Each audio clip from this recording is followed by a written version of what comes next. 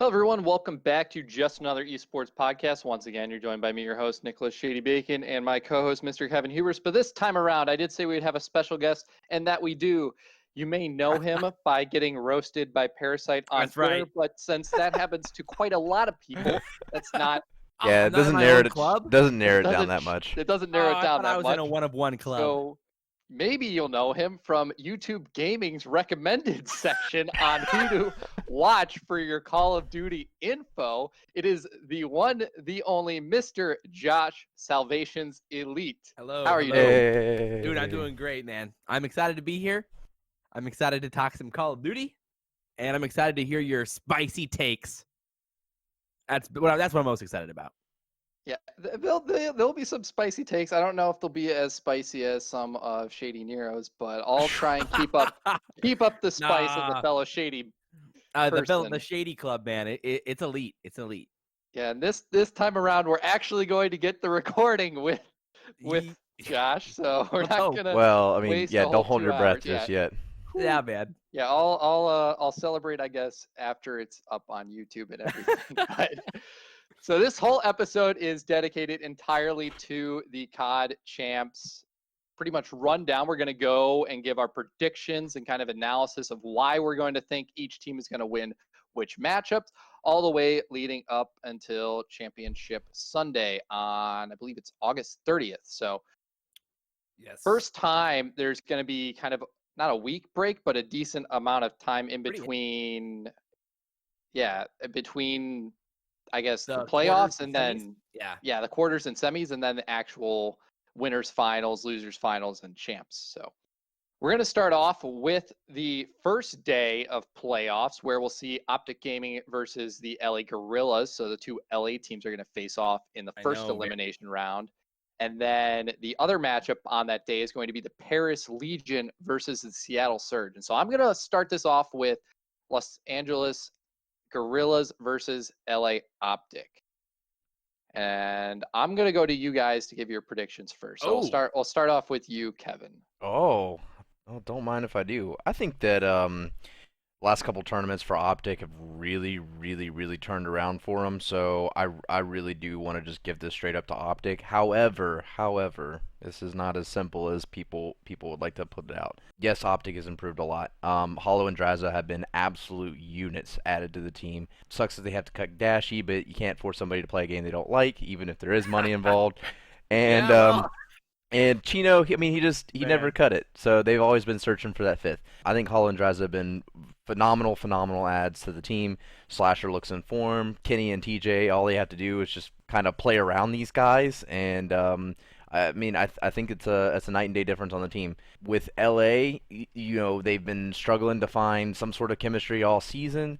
And you'd love to say that, maybe if it comes down to a game 5, that LAG might come out on top because they are a pretty good search team. Are interesting. Oh, for sure. And I think that's probably where it's going to come down to. But in the end, I think that Optic, as far as respawn goes, is just, head and shoulders better than LAG, so I'm going to go ahead and give it to Optic. Yeah, I mean, again, I feel like I'd definitely give the edge to LAG in the S&D. So it's like, at the end of the day, I feel like a 3-1 probably makes the most sense with this series for Optic at the end of the day. So that's what I got too. Kind of along the same boat as you. I just think that team overall has just improved a lot. Yeah, for me, I definitely want to give that like even the S&Ds though, like for LAG in the past event, they definitely were not looking as dominant. And they haven't really looked as dominant in the searches in the past couple events. And I want to kind of put that up to maybe they're kind of hiding a lot of their search and destroy strats leading up to champs, since they knew they had no chance of making it out of losers bracket. And they're 17-12 in S&D with a pretty darn impressive record. And so like the one game mode, like already I know Optic's at least winning one game mode, and that is 100% the domination. The LA Gorillas are the worst domination team in the league by a mile. They're 3-18 in that. So 100% Optic Gaming LA is taking at least the game 3 domination. And so it's going to come down to the hard points and the searches, because Optic's been improving in the search and destroys. They're definitely not up to caliber. But if we see like the same performance from LAG at like that we had seen at the past couple events, that they don't step up their S&D to like the performance that we did see out of them when they were taking down teams like the Chicago Huntsmen, then it could be pretty close. And a lot of this does come down to vetoes. And you're going to hear me like talking about vetoes quite a bit during this. So I want to hear your veto process here. Mr. My veto predictions for this. Your veto prediction. The veto expert. So both for vetoes, guys. This is amazing. Both the LA teams are fans of Mazda Hardpoint. Those are two of kind of their favored maps, I would say. And LAG has the advantage up on Ramazda over the Gorillas. LAG on Ramazda, they're 7-4. LA Gorillas are 4-5. I predict though that as a result of kind of the other hardpoint woes for the Gorillas, you look at Azir Cave, they're 0-3 on that. They're not going to play that. They're 2-3 on St. Petro. I could potentially see them playing a St. Petro, since when they are winning that, they're winning by 60 points, and then when they're losing, they're only losing by 32. So that's a relatively like close skill gap. Where if they just fix some mistakes here and there, they could definitely be turning that around, and you could have seen maybe that be like a 4-1 or a 3-2 map record for them. Yeah. Their Gunrunner, they're 2-10, and so I'm surprised they've played Gunrunner as many times as they have, which means that they have to be banning something else. Most likely being that is Azir Cave or that St. Petro. I think it's since Petro. they played Petro 5 times and they played Azir Cave only 3. So they're definitely banning. Maybe it's Cave. Yeah, they're banning either of those maps for most of their series, and so I think they're getting stuck with a lot of these teams playing them on Gunrunner. And so for that reason, it's very weird for this LAG team because they like Ramazda, but Optic's good at Ramazda, and their other like semi-decent hardpoint is their Hackney Yard, which they're 4-6 on. Yeah, and that might actually be what LAG decides to go with, because Optic Gaming LA is actually pretty bad at Hackney. They're 3-7 on Hackney. So yeah, that makes sense. But they only get one ban is the thing too. Right. Optic looked great in that Hackney hardpoint versus the Huntsman last event, and they looked decent on that Petro hardpoint against FaZe in the semifinals as well. So I don't know. I mean, I just think it just makes the most sense that they end up being pretty successful in hardpoint against LAG. Yeah, Hackney they were 1-7 on until that last event. They got 2 wins. They got one against Toronto and they got one against Chicago. Interesting. I mean, yeah, and again, with their new roster, it's just like things can definitely change. They've actually gone all 3 of their Hackney hardpoint wins in the last 2 events. Oh, yeah. Well, that would make sense then. Yeah, so maybe they're picking up and wasn't that around the time that they brought in Draza and Hollow? So maybe that's one of their better maps now.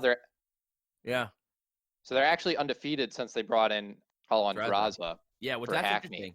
Yeah, because they in their Mutineer series they played them and beat them. They lost Ramazza to the Mutineers, then beat them on Petro. Then they rematched later in the tournament, and they won on Ramazza, then lost on Cave. Yeah, so I'm thinking probably LAG wants to ban Azir Cave. It feels like it.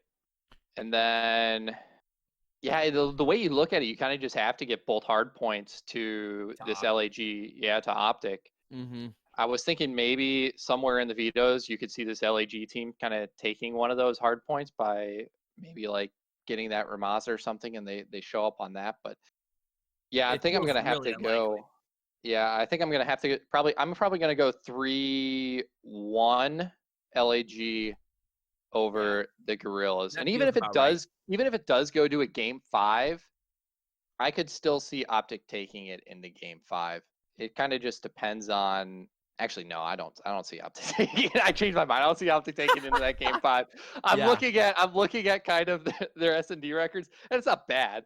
But the last event that they played at, and actually a couple of the prior events that they played at, when they're winning by extremely slim margins in Search and Destroy. So no, all their S&Ds have been insanely close for the most part, except I think they played a Petro versus the Surge and beat them 6-1.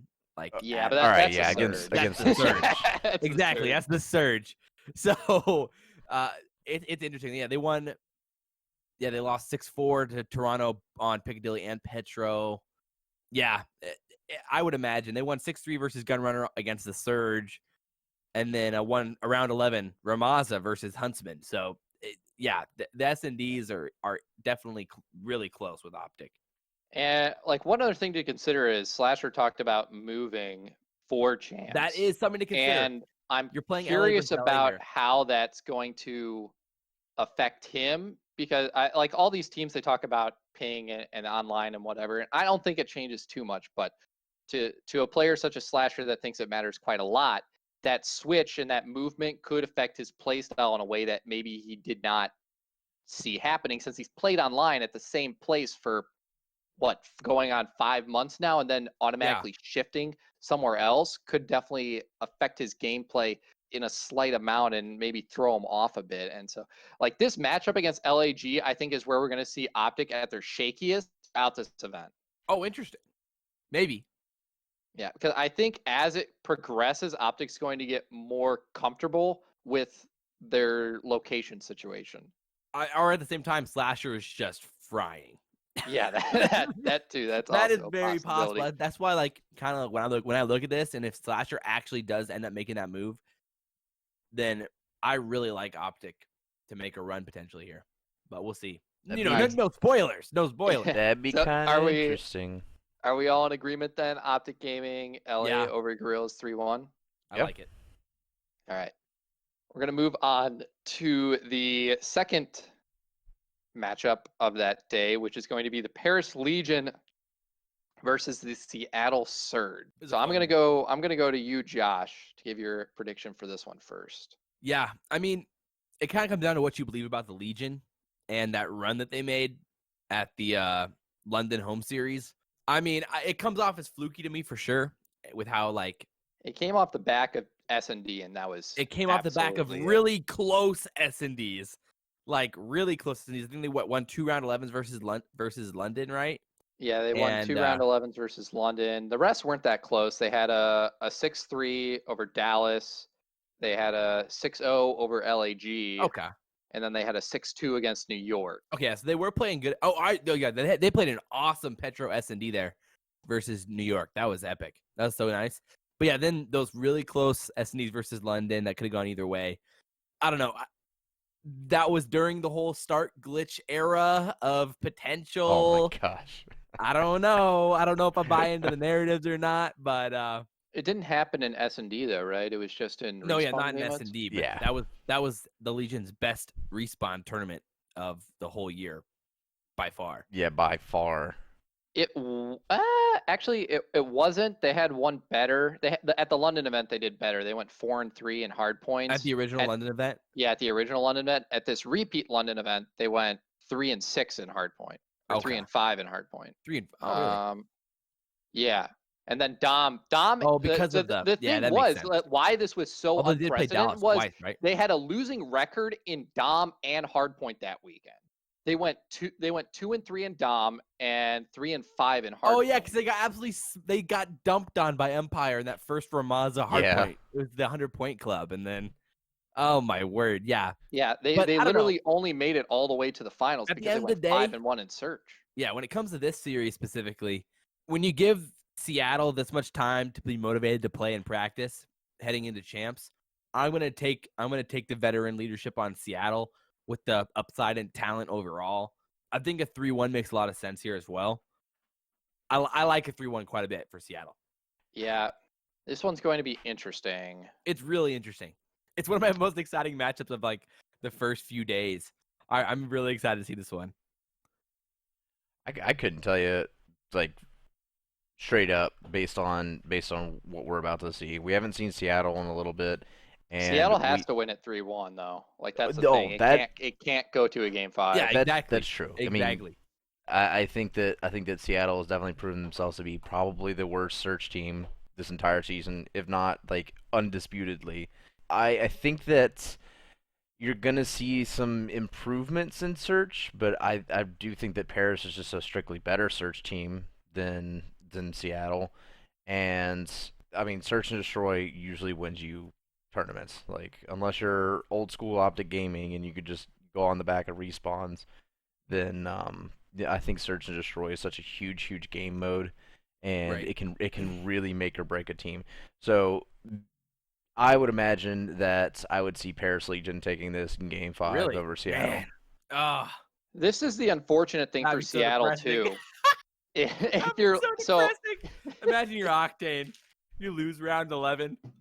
Oh, if you're looking at their search and destroy $20,000.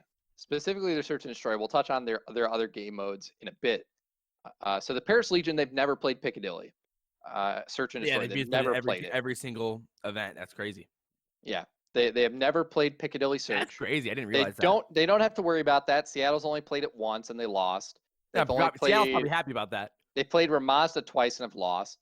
The best search and destroy maps for Seattle, and I say this with a grain of salt, is St. Petrograd, which Wow, calm down. which they're 4 and 5 on, and Gunrunner, which they're 3 and 8 on. Oh, The unfortunate thing, yikes, man, is they're that good. those are Paris's best S&D maps. Gunrunner, they're 5 and 2, and Petro, they're 6 and 5. Yeah. So, And that's the thing with a team like the Legion who stayed together the whole year. That matters. It does. That actually matters a Seattle's ton. only chance of taking an S&D is realistically if it goes to a St. Petrograd. Bro, I don't know, man. Nubsy's been doing work. They're gonna come out with the god tier strats. I chance. don't see Seattle playing Piccadilly, Ramasa, or Arklov. They're only going to be playing 2 search and destroy maps this Octane's entire gotta weekend. make back his 20K that he's lost on fines this year, man. He has to win this. I think he'll do that in a couple of YouTube videos. I'm not even gonna cap. So So he'll start ranting. yeah, I mean it's gonna happen eventually. He'll go down that route. But I digress. I think that as much as we'd love to see Seattle, make it out of this and everything, and like they've just kind of given up on it, and I think it's pretty evident. I mean they're gonna go out there and they're gonna do their best, hopefully, and they're gonna try to pull a win out of it, but they haven't. I mean, what?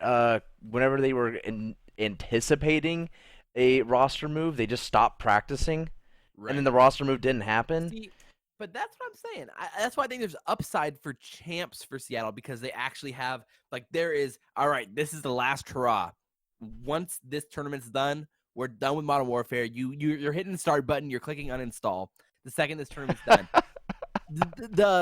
that's the thing though. It's the last hurrah for these veteran guys on this team. I expect Apathy, Slacked, and Octane specifically to play potentially their best events of the whole year, which will get them at least one win. It would be amazing Yeah. to see that, but I mean, I think I'm just gonna go based on track record and chalk it I for them. totally understand that. I totally understand it. I'm This using is more one narratives.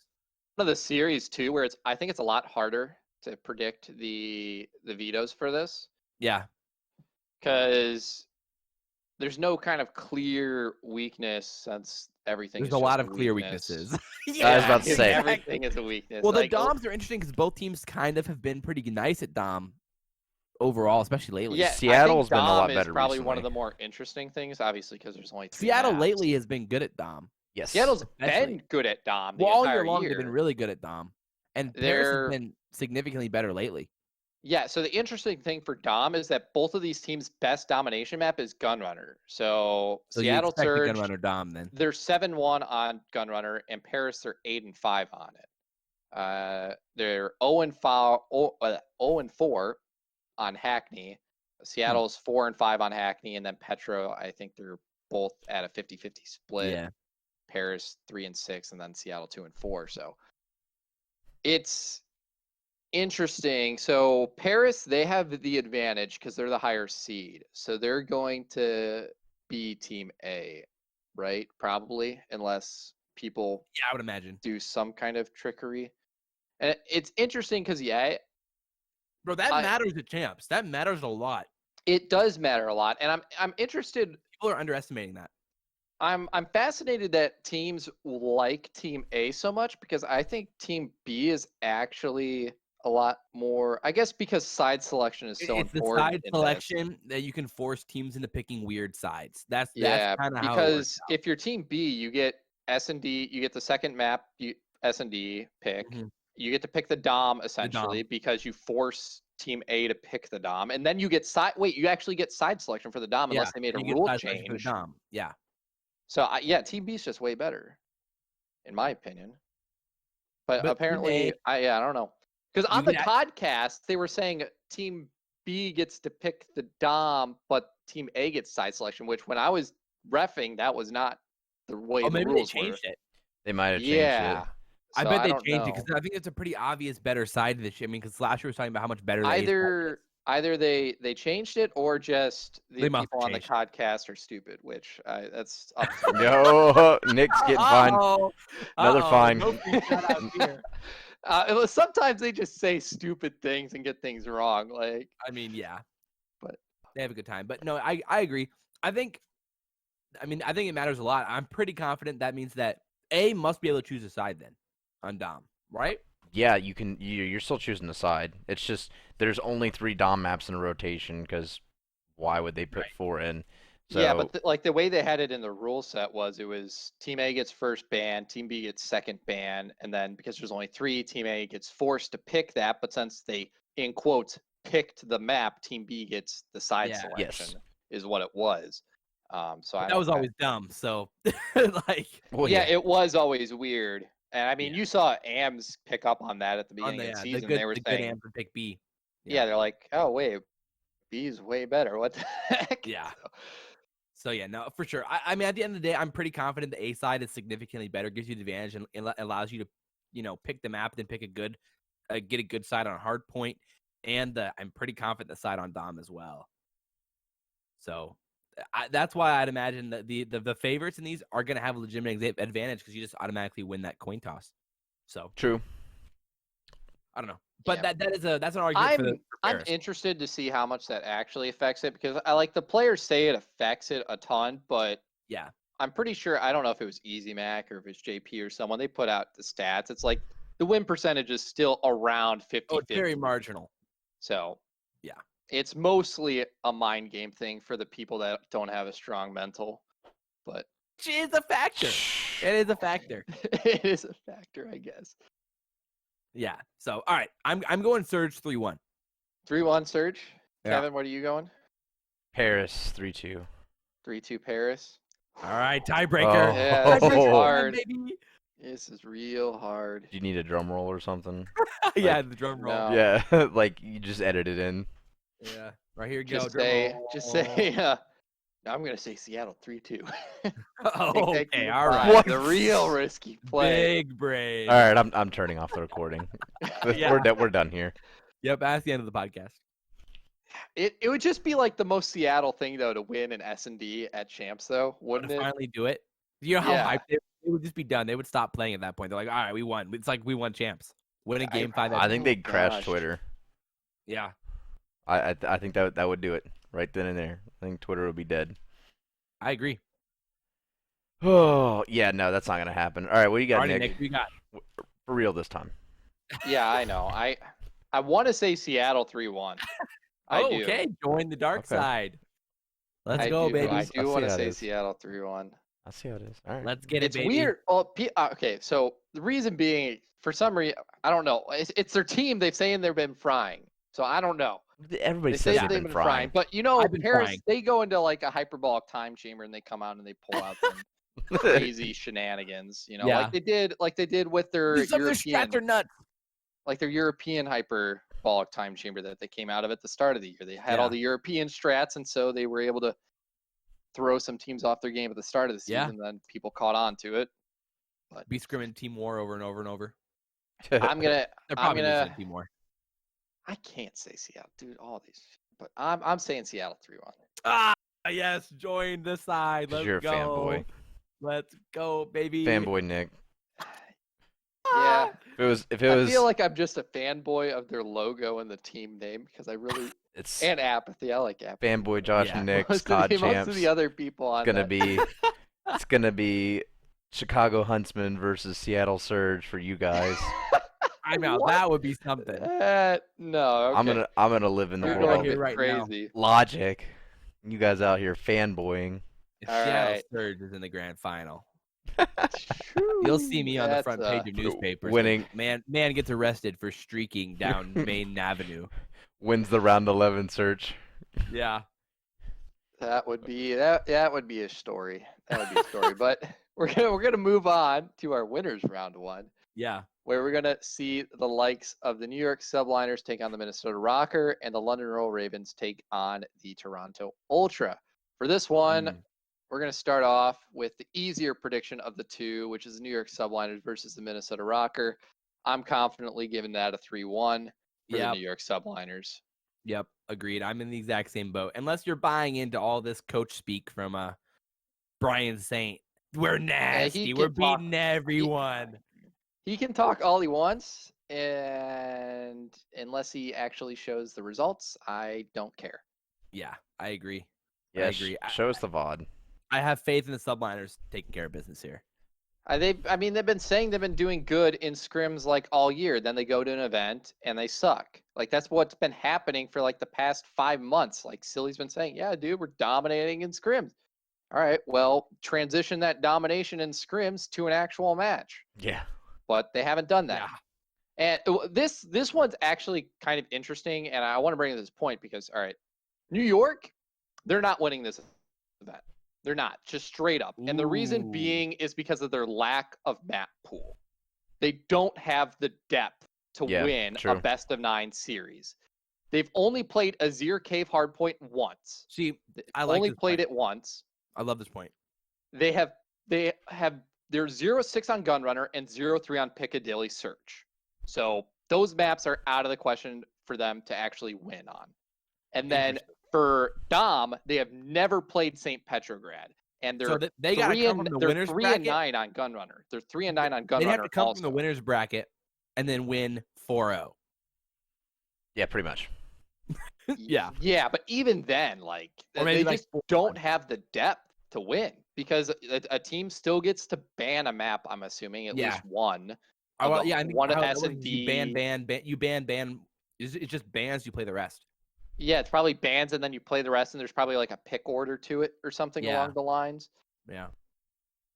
But they just straight up do not have the depth in their map pool, especially in Search and Destroy.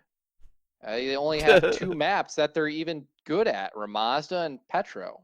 Yeah, I saw a chart that R11 Stats put out about like teams of like projected win percentage of the round, like teams who are good at getting first bloods and getting the bomb down, and then their actual win percentage. And the Subliners are by far the worst after they get bomb down and after they get first blood. By far the worst. The best choke artist. And the worrying thing about their weak map set is, what have we said about kind of this Minnesota Rocker roster?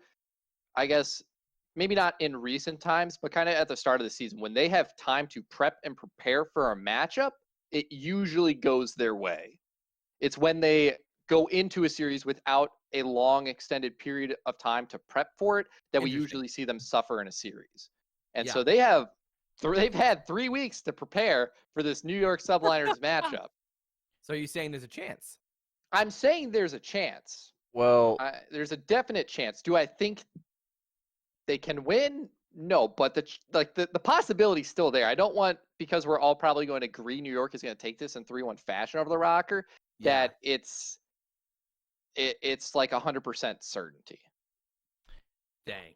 I wouldn't go with 100%, but I will say that the concept of trying to honeymoon whenever you get rid of arguably your best player through the season, I know he's dropped off a little bit, but I think your game plan of honeymooning GodRx for a Challengers player is a bold move, Cotton. See how it plays out. And I think that it looks almost like a desperation attempt to try and get something going for that team. Recently they've been in a rut, and anytime their pacing was off. Well, I think their pacing was off. It was to a degree. But I mean, a lot of other things are off too. And I get it. 3 weeks, you think that you have enough time to prepare, but you're playing with a whole new player, and it's somebody who wasn't like the absolute backbone of your team. There's a lot that's just going on with Minnesota that just I I don't feel confident in. So I think that's the only thing that we didn't really touch on, but I think that's also important to talk about is the fact that Minnesota is making a change for champs, and they are getting rid of the best player on that roster to do it. So we'll see. Like I said, I think it's a way out in left field, Hail Mary sort of play, and I don't appreciate it, but I guess New York gets a free win because of it. So Yeah, Yeah, I it's mean, crazy. you might say that, but like this series, they could split the searches. They could 100% split the search and destroys, even though Minnesota is historically a bad search team.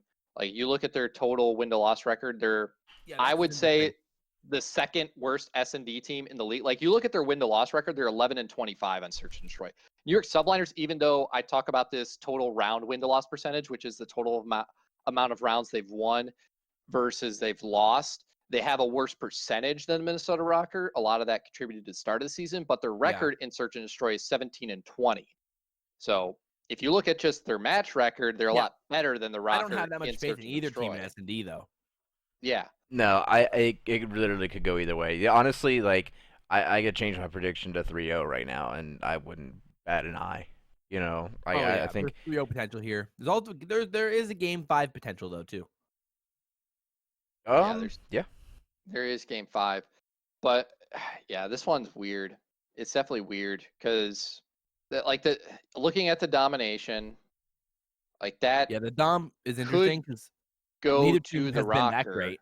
Yeah. Yeah, neither team's been that great, but it could I feel like it could go to the Rocker because first off, New York is banning St. Petro, and then Rocker they're probably looking at their Hackney record. They're 10-8 on their Hackney yard. So if you're Rocker, you're probably going to ban that, and then you go look at it, and then you're definitely probably going to a gunrunner domination. I think I said hard point it somewhere in that sentence, but gunrunner domination. Yeah, Dom. Yeah. Rockers 5-5 on that. Subliners are 3-9. So there's very high possibility That's what I'm saying. that the Game 5's Rocker possible. take the Dom, and then all they got to do is take one of the hard points or the first search and destroy. Since they're getting the first pick for search and destroy. Yeah, that's what I'm saying. If they're getting the first pick for search and destroy, then all they got to do, they got to ban Ramasa or Petro. So one of those maps for Ramasa or Petro is going to be game 5. And then you look at New York Subliners, they're probably banning Gunrunner or Piccadilly. If I'm probably banning Piccadilly. So then Rocker has to choose between Gunrunner, which they're 1-7 on, versus New York's 0-6, or Arklov Peak, which the Rocker are 3-2 on, and New York is 4-7 on. Yeah. Exactly. There's potential for an upset here, which I think most of the community is completely neglected, which I mean, reasonably so. But if the hype is real and Exceed is actually playing well with this new roster and how they play out, there could be a huge shock here. And people are. I mean, he was one of the better players on Sicario last year in Black Ops 4 at Champs when that team, like, what did they end up finishing? Top 8 or something? Yeah. That was like Chino's top team. 12, top 8. Yeah, it was Chino, Tommy, Exceed. I don't remember the other players on it, but they put up a decent performance at Champs. I think they were top 8. But yeah, for sure. I don't know. I mean, Exceed came in for Alex in that tough situation and got absolutely smoked. Yeah, he put up the worst performance, I think, in the league. Yeah, but I mean, that was an impossible situation for him. Yeah, he hadn't been practicing with the team, and he subbed in for a sub. Yeah, I'm gonna say Subliners 3-1 in the end. Yeah, that's what I'm gonna go with. I think, but I did want to greatly argue the point that this could definitely go the Rockers' way. There's the possibility there. Yeah, I love it. Yeah. You're saying there's a chance. I'm saying there's always a chance. It's never chalked. All right, but are we all saying 3-1 New York then over Rocker? Yep. Sure. Yeah, we'll go with that. All right, all of us are agreeing. So if we're all right or we're all wrong. Well, now we're gonna move on to a probably even more contested matchup, being the London Royal Ravens versus the Toronto Ultra. I'm gonna start off with Kevin this time. Ooh. All right, so before we get ahead of ourselves, let's just go ahead and get recency bias out of the picture. Yes, Toronto played out of their minds. not a few weeks ago. Not even a few weeks ago. This Toronto Ultra team came out of absolutely nowhere. The best mini map around. And oh yeah, and now that a certain bug has been fixed, nah, I'm not gonna do that to those guys. No, so I think that it's like we had to get rid of recency bias, and with that, you have a Toronto Ultra team that's kind of been struggling all season to develop an identity.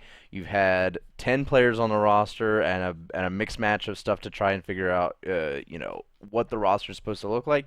I think it's starting to settle down, but you can't give it, one or two tournaments and call it good. London has always been a consistently okay team. They've been able to beat a lot of these other teams that aren't, the Atlanta FaZe or Dallas Empire or Chicago Huntsmen. Been able to beat the top or the soup teams pretty well. So I want to lean over to London Royal Ravens, but I think I want to give it 3-2. And I want to say that I think that both of them have a really good search team. A Game 5 S&D. I think that the London Choke Artists? The London Choke Artists will win a Game 5 S&D versus the Toronto Ultra. Well, you look at kind of the story of the seasons. London's choked all season, and Toronto's choked all season, literally until kind of that last event. Yeah. So I think that this is definitely a narrative that I could paint. It's not going to be it's going to be a close matchup. These are both very, very good teams, and it could go either way. So I'm just going to go with London. I just don't want to play into, recency bias or anything if I can avoid it. I think London, the one thing with London is they have a lot more upside in S&D, even though that's something that we've kind of talked about in the London Royal Ravens. Oh man. Yeah, it's something that we talked about with Toronto, that one of the reasons they're able to take these teams so far is because of their search and destroy. But looking kind of at the match record the match records in search and destroy, even though you got Toronto, they're 17-18 in search and destroy. You got London Royal Ravens at 18-18. The thing with that though is I see a couple maps that are a lot more clearly in favor of the London Royal Ravens, being Arclov Peak and Gunrunner. So those two maps they're 7-4 and 6-4 on respectively. Toronto they're 2-4 and 2-6 respectively. And so Wuskin on Arclov S&D is just I was about to say. And so you got Cammy on Toronto. Yeah, exactly. That's why it's a fun matchup. I think 100% Ravens are banning St. Petrograd. They haven't been good at Petro S&D all year. They're 1-4 on that, and Toronto's 3-1 on that. So they got their win. They got their Petro win in S&D this last event against Optic. Who, London did? London, yeah.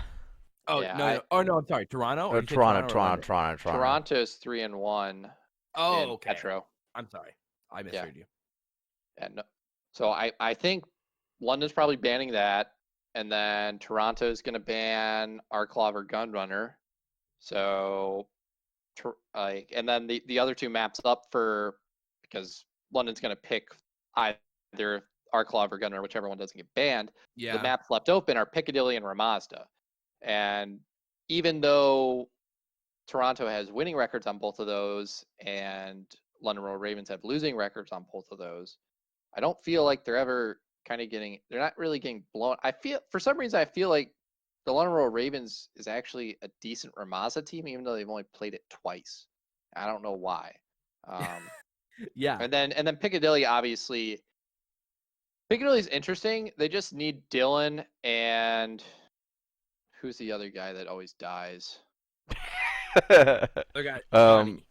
No, Zero. Zero. It's Dylan and Zero always die on Piccadilly, leaving Scraps with a sniper, Shawnee to clutch up, or not Scraps. I was about to say Wuskins with the sniper, Shawnee to clutch up. How do you on Piccadilly? Yeah, he's always last. Scraps is playing somewhere else because Dylan and Zero always rush in through like a smoke or something. Dylan's usually the first to die. I always die first on Piccadilly too.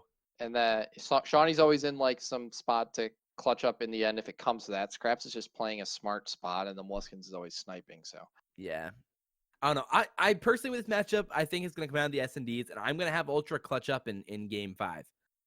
I think it makes a lot of sense at the end of the day. Give me Toronto coming in hot with that 3-2. You having Let's Toronto go. take it? You're having Toronto take it I have 3-2? Toronto taking it 3-2. Dude, when I was in your Twitch chat, you seemed really confident in London taking it. No. No?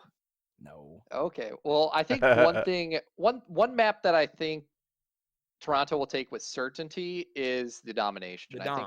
I think they're definitely going to take that Dom. It's Yeah, just can they take a hard point and then get that search, or can they take both hard points and just end it right there? It's definitely kind of question. I have faith that London will be competitive. All I know for a fact is that they're going to look like they could have won. Because that's what they always look like. They're going to look like they could have won. Yep, guaranteed. These teams are actually pretty much identical in hardpoint. Yeah. It feels like that. Too. It feels like that. No, they are identical in hardpoint. Outside of Azir Cave, that's the only map that there's any differential. Their win-to-loss records are pretty much identical on every map outside of Azir Cave. What do you guys going to take here then? Nick? It ain't easy. Go ahead and throw you one of the best to pick. I'm gonna say London in the end. And I think a lot of the reasons people are so high on this Toronto lineup is it's got a lot to do with what they were able to do at their homestand event. But I talked about it with Kevin on the prior podcast.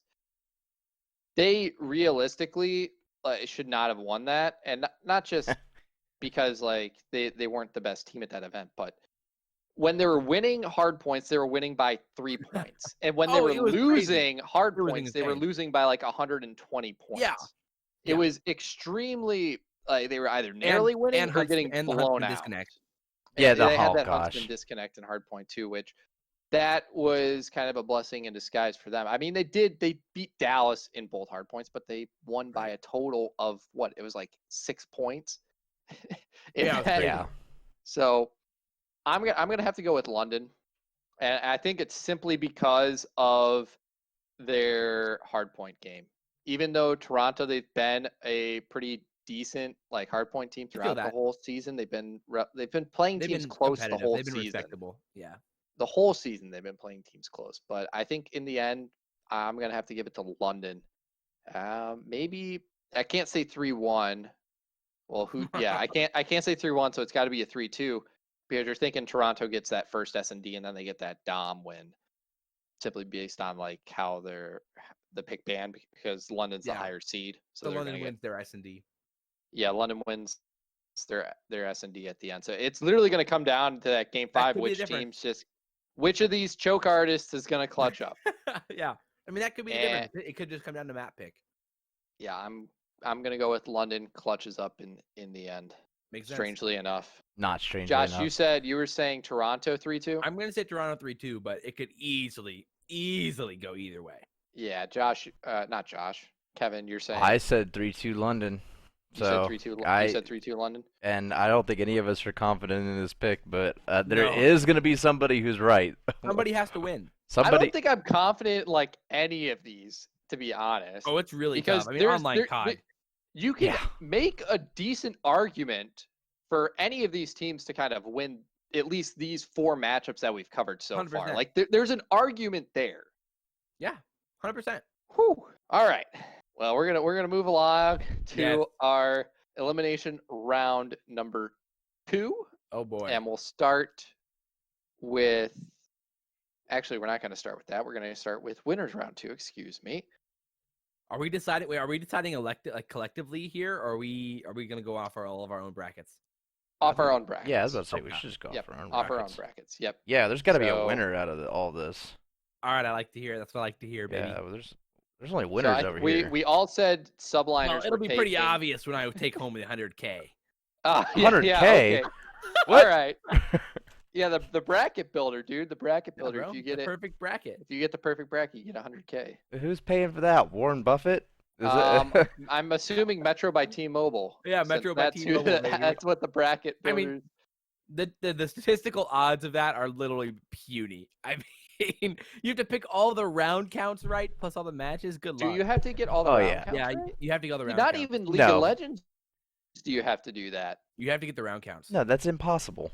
That's It literally impossible. That's insane. It says 100,000 for the perfect bracket, and like in the small print it says must correctly choose result and map result. Yeah, that's usually like a tiebreaker at the end. Like, oh yeah, by the way, Good luck. Nope. Yeah, that ain't happening. It's because they don't want to give away the 100K. That's why. No, absolutely not. It's a marketing thing. T-Mobile doesn't have that kind of money. Yeah, So- exactly. They seem to. They got enough money to sponsor the COD League. Yeah. Yeah, so does Raid Shadow Legends or the Dragons. No, Dragons. no, it doesn't. The Dragons. No, that's Blizzard. That's Dragon. Blizzard. Dragon. Dragons. That'd be hilarious if it was sponsored by Raid Shadow. Raid Legends. Shadow Legends. The Call of Duty League presented by Josh, Raid you know Shadow you've made it Legends. once you get the Raid Shadow. I Legends know. I'm spot. I waiting know. for the email, man. I'm waiting for the email. Hit me up, Raid. Okay, all right. Well, we all agreed New York was going to beat the Rocker. So we're all going to have Chicago versus the Subliners Woo. in this matchup. And Optic versus Rocker. Very fun. Yeah, and Optic versus Rocker. But that's loser bracket. We're not there yet, Josh. I'm not just, getting excited. All right. So I'll go to you, Josh, for the Chicago Subliners matchup. Based off my comment section, people would think I literally hate Chicago because I didn't pick them. I know that's in not my true, talk, though. I didn't put them top 4. You don't have to worry. I know that's not true. I know. You're probably But- wearing a Huntsman shirt now. Yeah. I don't think how'd you know? You don't own any Huntsman merchandise, do you? I think What? you No, own I do. Rocker. Oh, Yeah, you do. I was about to say. I bought that Huntsman Founders hoodie, that the one before the COD League started, because that one Ah, was actually okay. cool. Because the COD League refuses to make cool things. Anyway, Hey, they made some cool skins. oh yeah, they were awesome. But anyway, here we go. Chicago Subliners. I think it's gonna come down to the wire again. Obviously, last time we saw this, they were interesting matchups. I mean, the Huntsmen, they had to rematch the Subliners on a lot of the they basically played 4 of the 5 same maps, right, in that grand final they had lined up, and they lost 3-0 on all same maps that they had to replay, if I remember right. But I'm pretty confident the Huntsmen take this home. I'm confident enough to give it a 3-2. Yeah, so I'm gonna That give. sounds Huntsmen a 3-2. really confident. A 3-2. Very confident. 3-2. Very confident. So yep, putting my foot down. 3-2. Huntsman, let's go, baby. Kevin, Nah, I'm gonna let you go first, Nick. you're gonna let me go first. Okay. Yeah, All you're right. you're gonna nerd out and say some stat stuff, and then I'm gonna have to agree with something I am you say. gonna say some stats stuff because I think it's important. So for this, the S&D, I'm gonna go to that first, I guess, since I guess Yep. that's technically New York's weaker game mode. Probably. Maybe not. Yeah, that and their Dom probably. But so Petro, both these teams are good at Petro. Optic's not good at Ramazda, even though they're not bad at Ramazda, which is the interesting thing. So Optic's not Optic. What am I saying? Chicago. Yeah, what? Dear Lord. Dear Lord. Wait. No. My mind didn't even second guess it. I'm like, oh yeah, totally Optic. Pulled a Yeah, nade shot right there. Oh Yeah. gosh. All right. So Chicago, they're 2-4 on Ramazda, which when you look at that, it sounds a lot worse than it actually is. When they're losing Ramazda, they're losing round record on Ramazda is actually it's not their best. Their best is yeah, St. they lost Petro, round but it's 11. not bad. Yeah. They're losing rounds on Ramazda is 16-24, which isn't bad. They're at least getting, what is that, 4 round wins? Yeah, they're at least getting 4 round wins on average on Ramazda, which isn't bad. However, I still do think that's probably going to be their ban against this New York Subliners lineup to force the Subliners to play that St. Petro, which Huntsman, they're 6-1 on. Their one loss being a round 11. And then the New York Subliners, they're 6-2 on that. So that's going to be a highly contested search. Huntsman, I 100% believe are taking whatever other search gets picked out of that. They're 3-3 on Piccadilly, 4-4 on Arklov, and Gunrunner, they're 8-3. So I imagine they're probably going to pick Gunrunner S&D against the Subliners. Looking at domination, Subliners, obviously they're banning Petro because they never played Petro. Huntsman, I think they're going to ban Hackney, and then they're going to force it to that Gunrunner. They're 4-1 on Gunrunner. Even though they're barely winning Gunrunner each of those times on average, when they're winning Gunrunner, they're only winning by 13 points, which is not a large margin. But because they're 10-9 on Hackney, and like New York's, they're 10-8 on Hackney, but it's obviously like their most comfortable map. So I think 100% that the domination is going to go to Gunrunner. I think in the end, like I got to give that to Huntsman, even though their margin of winning, like Yeah, the I don't margin feel they win by is that so could go either. small. It could easily go either way. Yeah. The Gunrunner, I feel like Dom's a toss up.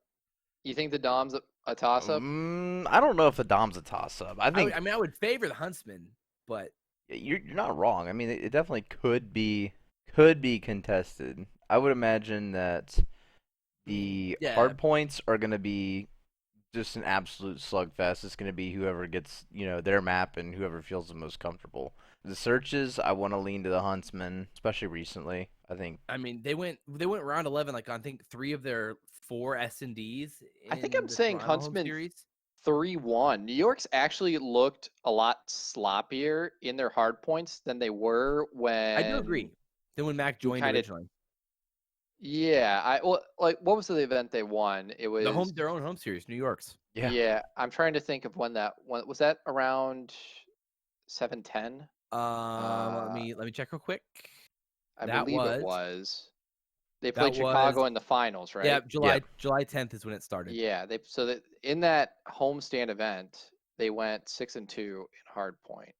And the only other time we saw them play hardpoint, though, which they only played 3 hardpoints, they went 1 that was 2. the So it's like hard to meta event. That was the 9mm meta event. It was, yeah. There was that shift, which I think definitely helped. That matters. Yeah. No, it definitely does. I think this is for sure either a 3-1 or 3-2 Huntsman. I feel really confident about that. Yeah, I can probably agree with that.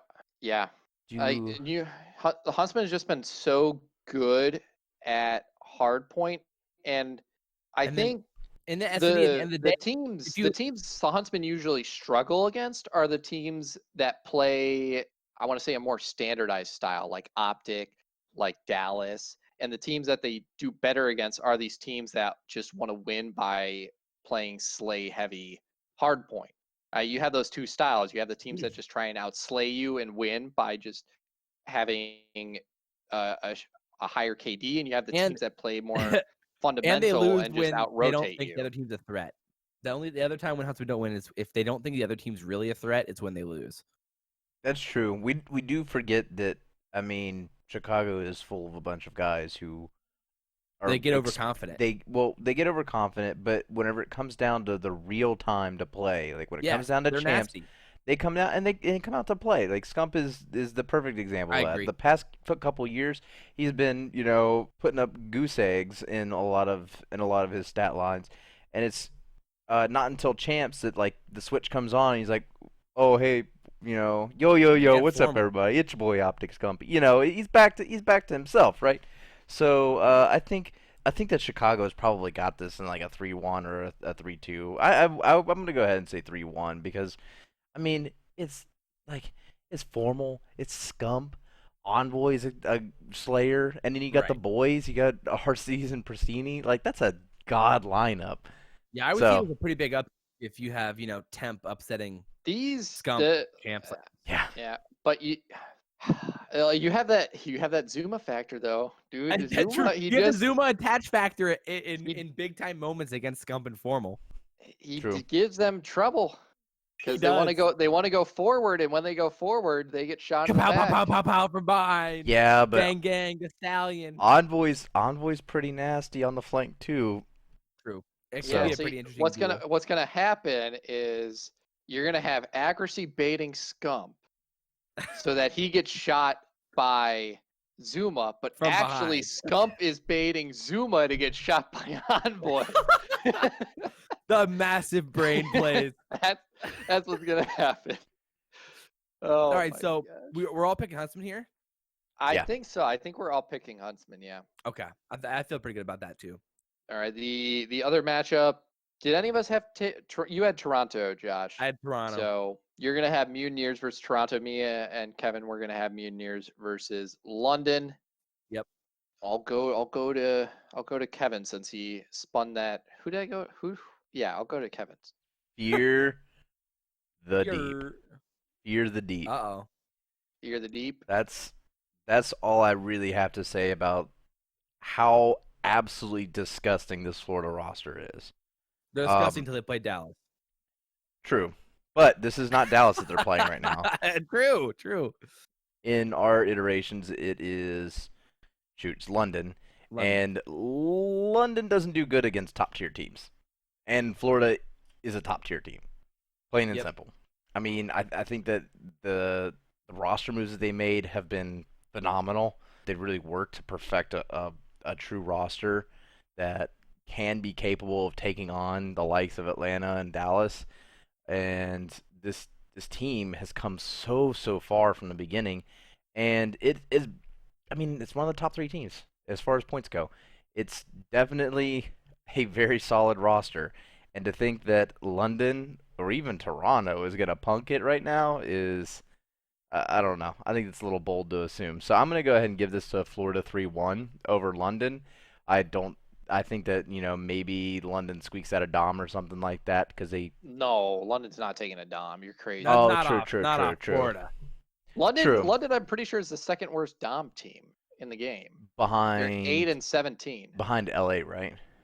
LA's the worst. They're atrocious. And then, well, so the problem is you either have to play Florida on Petro or Hackney.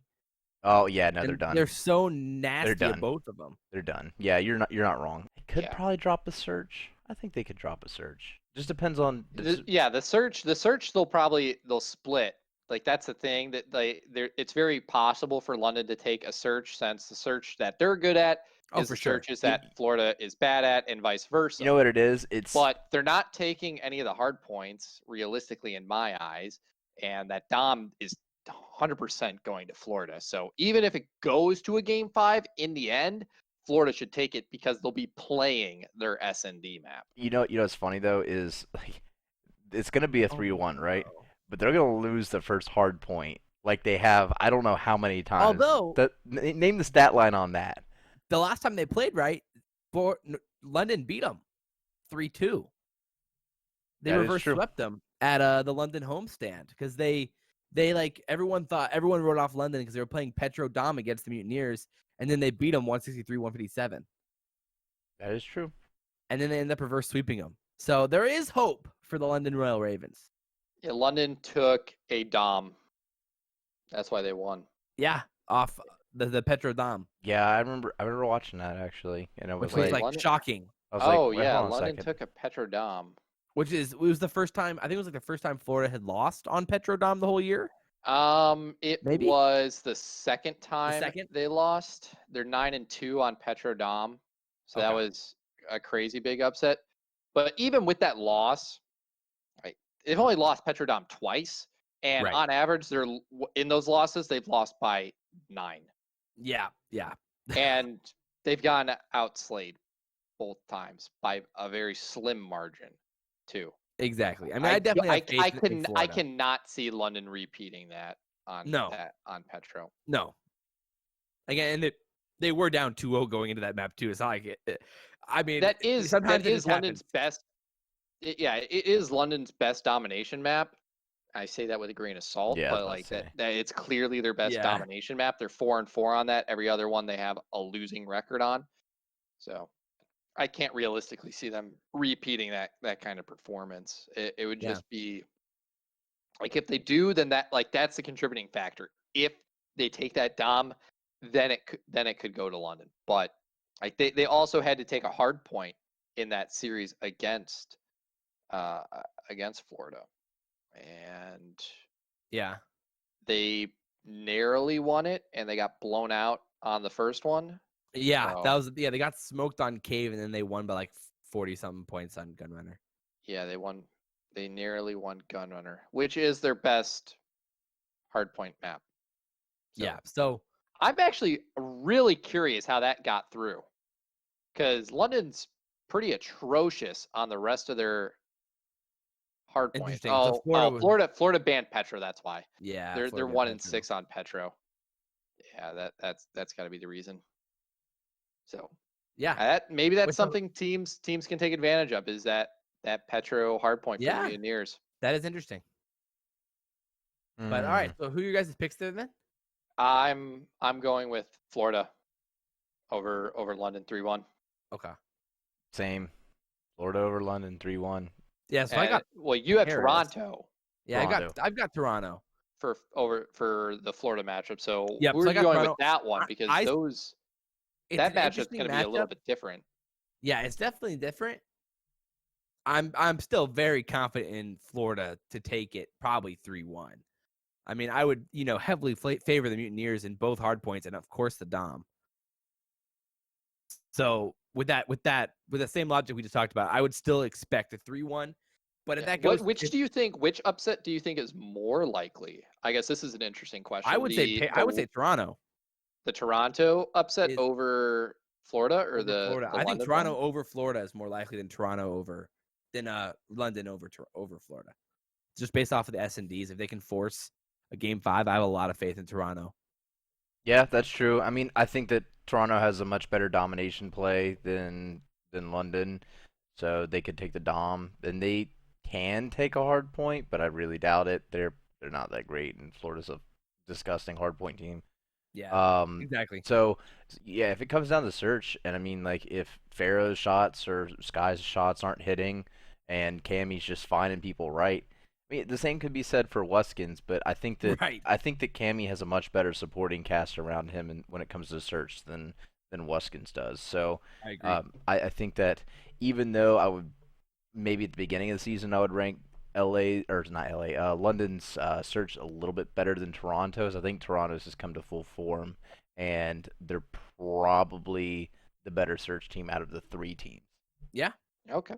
Yeah, I just thought that was a bit of an interesting question there, since they definitely have different strengths and weaknesses, Toronto and London, and how they match up against Florida is kind of entirely different, and how that series would play out. But that's going to cover our winners round 2. So now we're going to shift on down to elimination round 2, where I think we all have, we all have the Rocker versus Optic Gaming.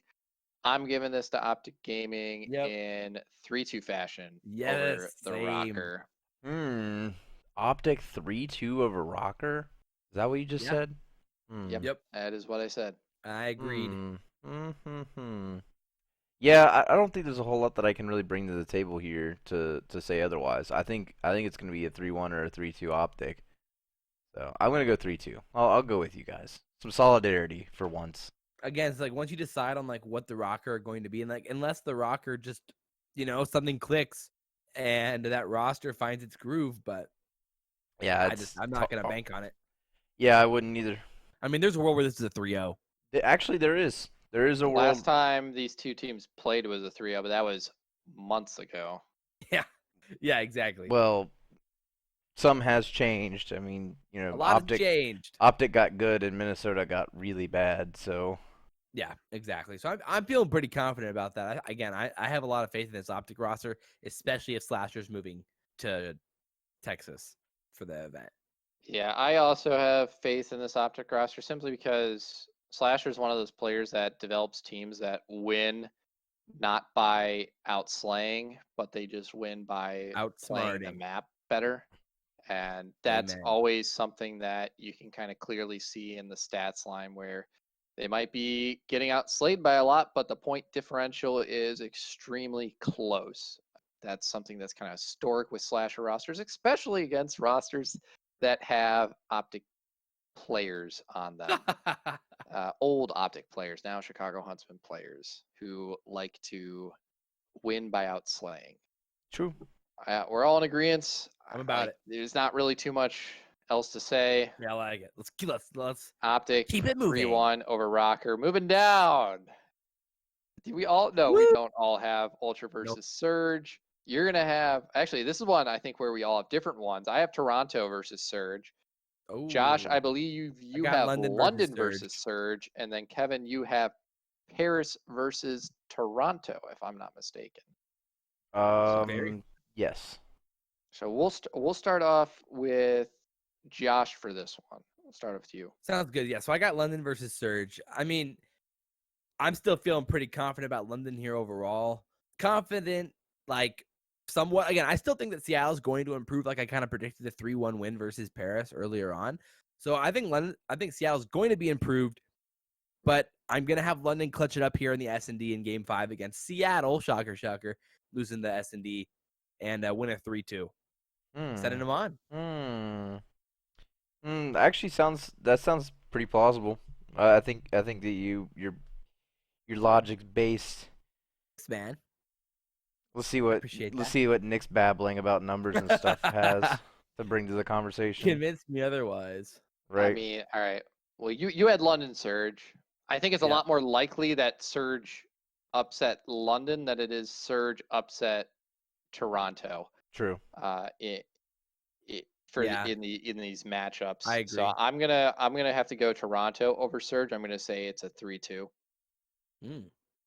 Yeah, I definitely could see the Surge taking, like, the Surge would have to win this 3-1, but I just, for some reason, I don't see them taking both hard points over Toronto. Like, Toronto's just a very weird team where They Well, definitely are. Seattle also is, so who knows? you know what you're gonna get from Seattle though. Like Toronto, Octane's gonna drop 40, and everybody else is gonna go at the like 0.6. yes, which I still think a lot of the Seattle Surge's issues relates to Octane and that play style that you don't see any of the other teams going with this late in the season. We talked about at the start of the season the Octane team strategy where you have one player that's grossly positive and then everyone else on your team vastly negative. We saw it at the start of the year with Paris. We saw it at the start of the year with London. We still see it with Seattle Surge. And well, just look at the Surge. They're tied for last place in the regular season when you got Paris above them in 10th, having almost, well, they made it to a final. And then you have London, who's up there in 6th place. So, Yeah. and like they changed their style where they don't have that anymore. And I think that's one of Seattle's large issues is that they just rely on that Octane play style because that's honestly what it is. But Yeah.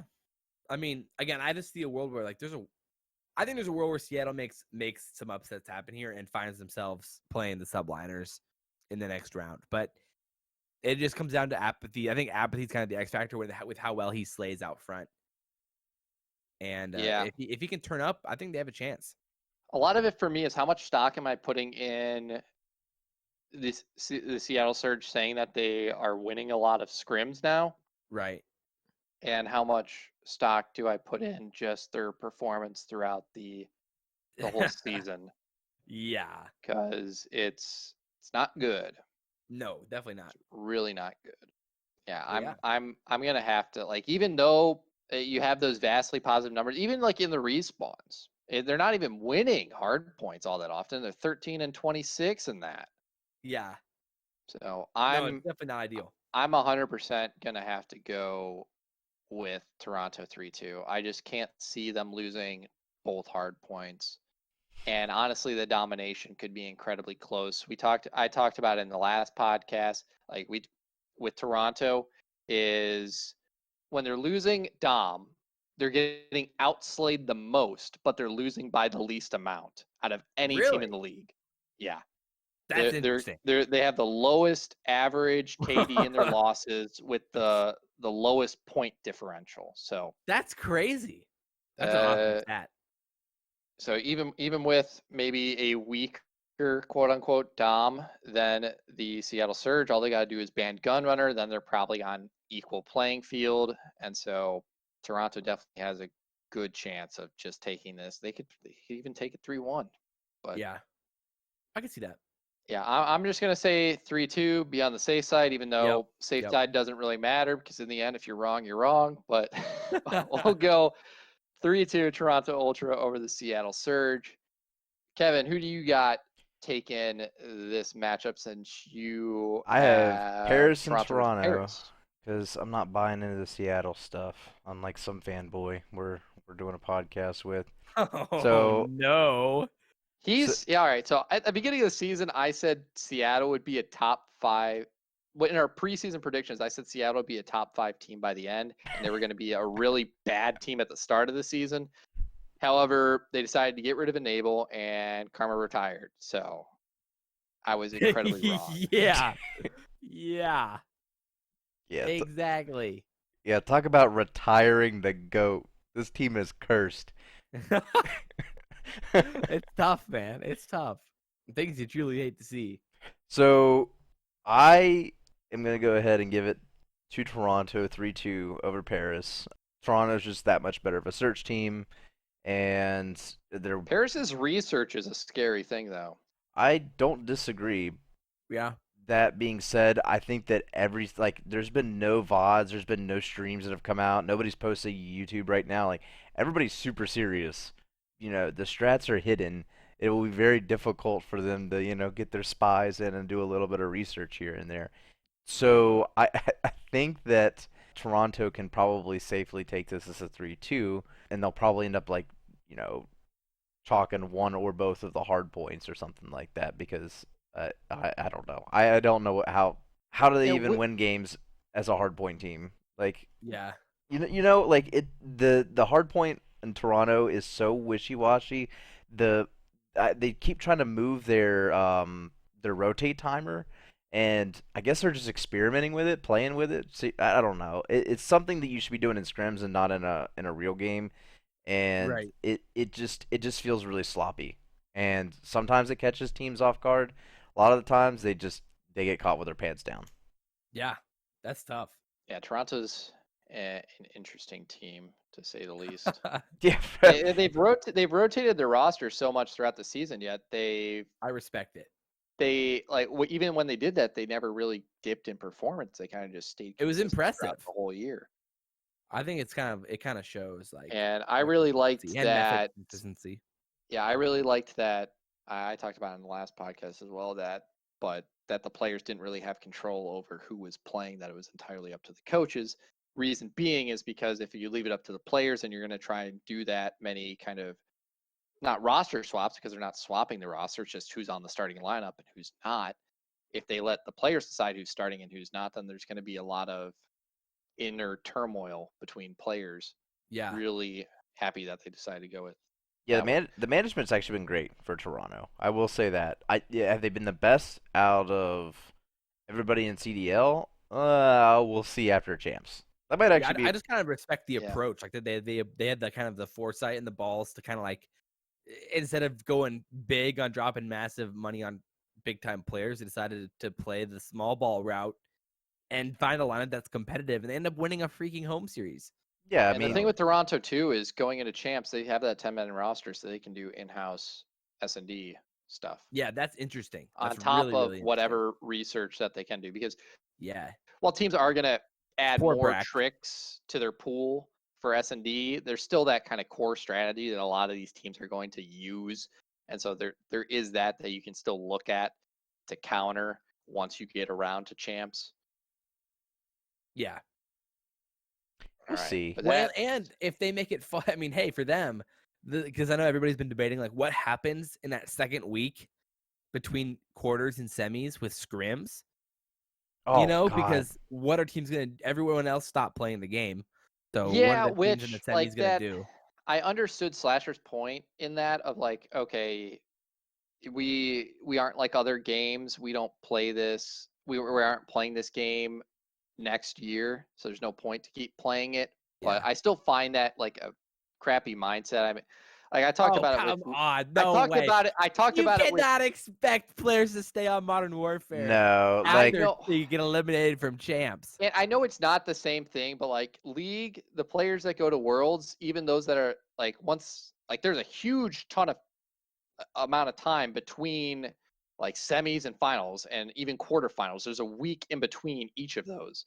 And if a team loses, they're still practicing against the teams that maybe beat them or that are advancing simply because it's like the nice thing to do. It's not there's no way.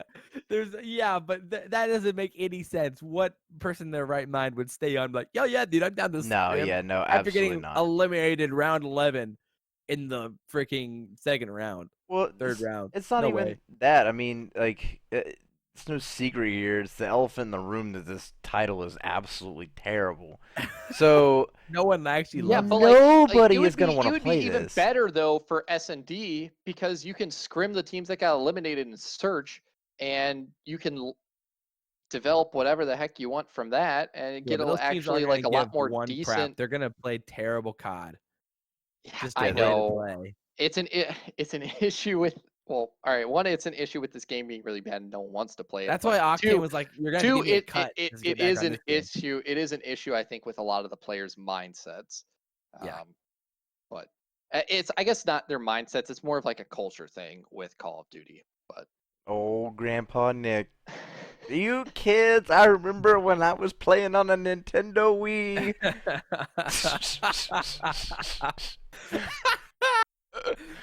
Roasted. hey, All right, man. let's move on. Winners round 3. FaZe versus Huntsman. Yes, sir. The Who wants first to This is a start fun this? one. first Who big wants to game. start this Goodness, off? we finally this is the map I'll be disappointed if we don't get this. We need to see this because We got it. We got it once. It was a 3-0. We did get it once. I know, but this time at Champs with this much money on the line, this could be 300,000 viewers. Josh, you got to start us off. Like, Again, so hype it up. if you've been following me and hearing my takes the past few weeks, I'm a believer that FaZe is going to come out and look really, really good in this tournament. I think they good hit all year. exactly. That's what I'm saying. It's not like a bold but prediction. people have been doubting them. People think that they're going to lose this game for sure. Like my comment Against section. Chicago? Yes.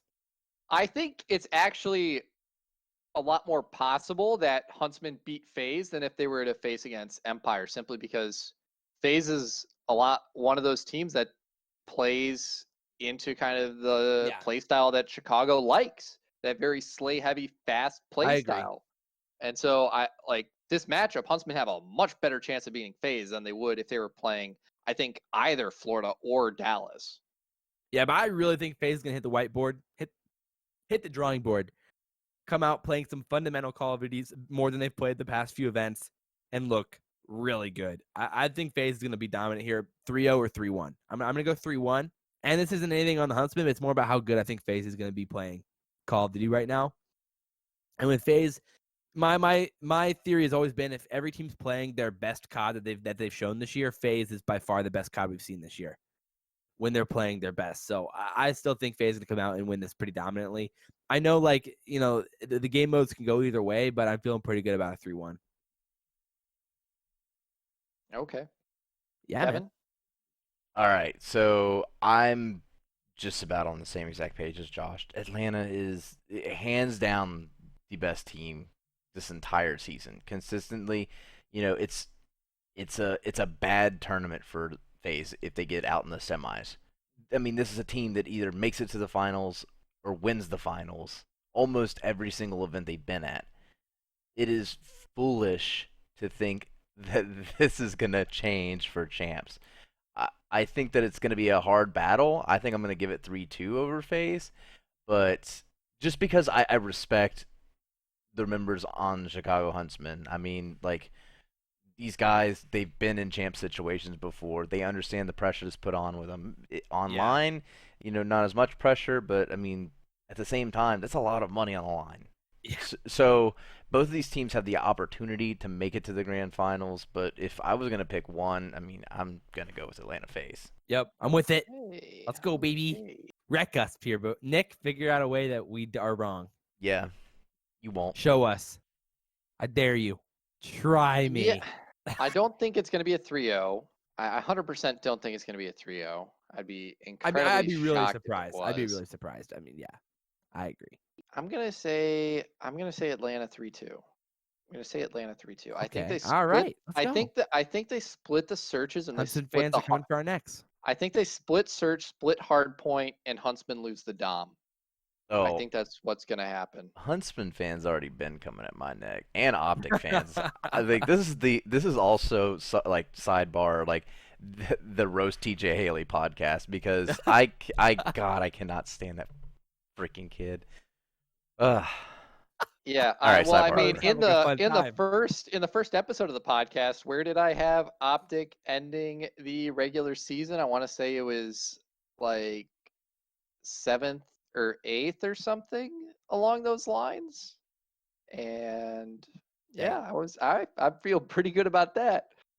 Yeah, that's a nice pick. Was spot on with that one pretty much, but Yeah. yeah, I think that's probably how this series is going to play out. Is they split the hard points, they split the searches, and then Atlanta ends up taking the Dom. Chicago, they're not a bad Dom team, but they're definitely not one of the stronger ones.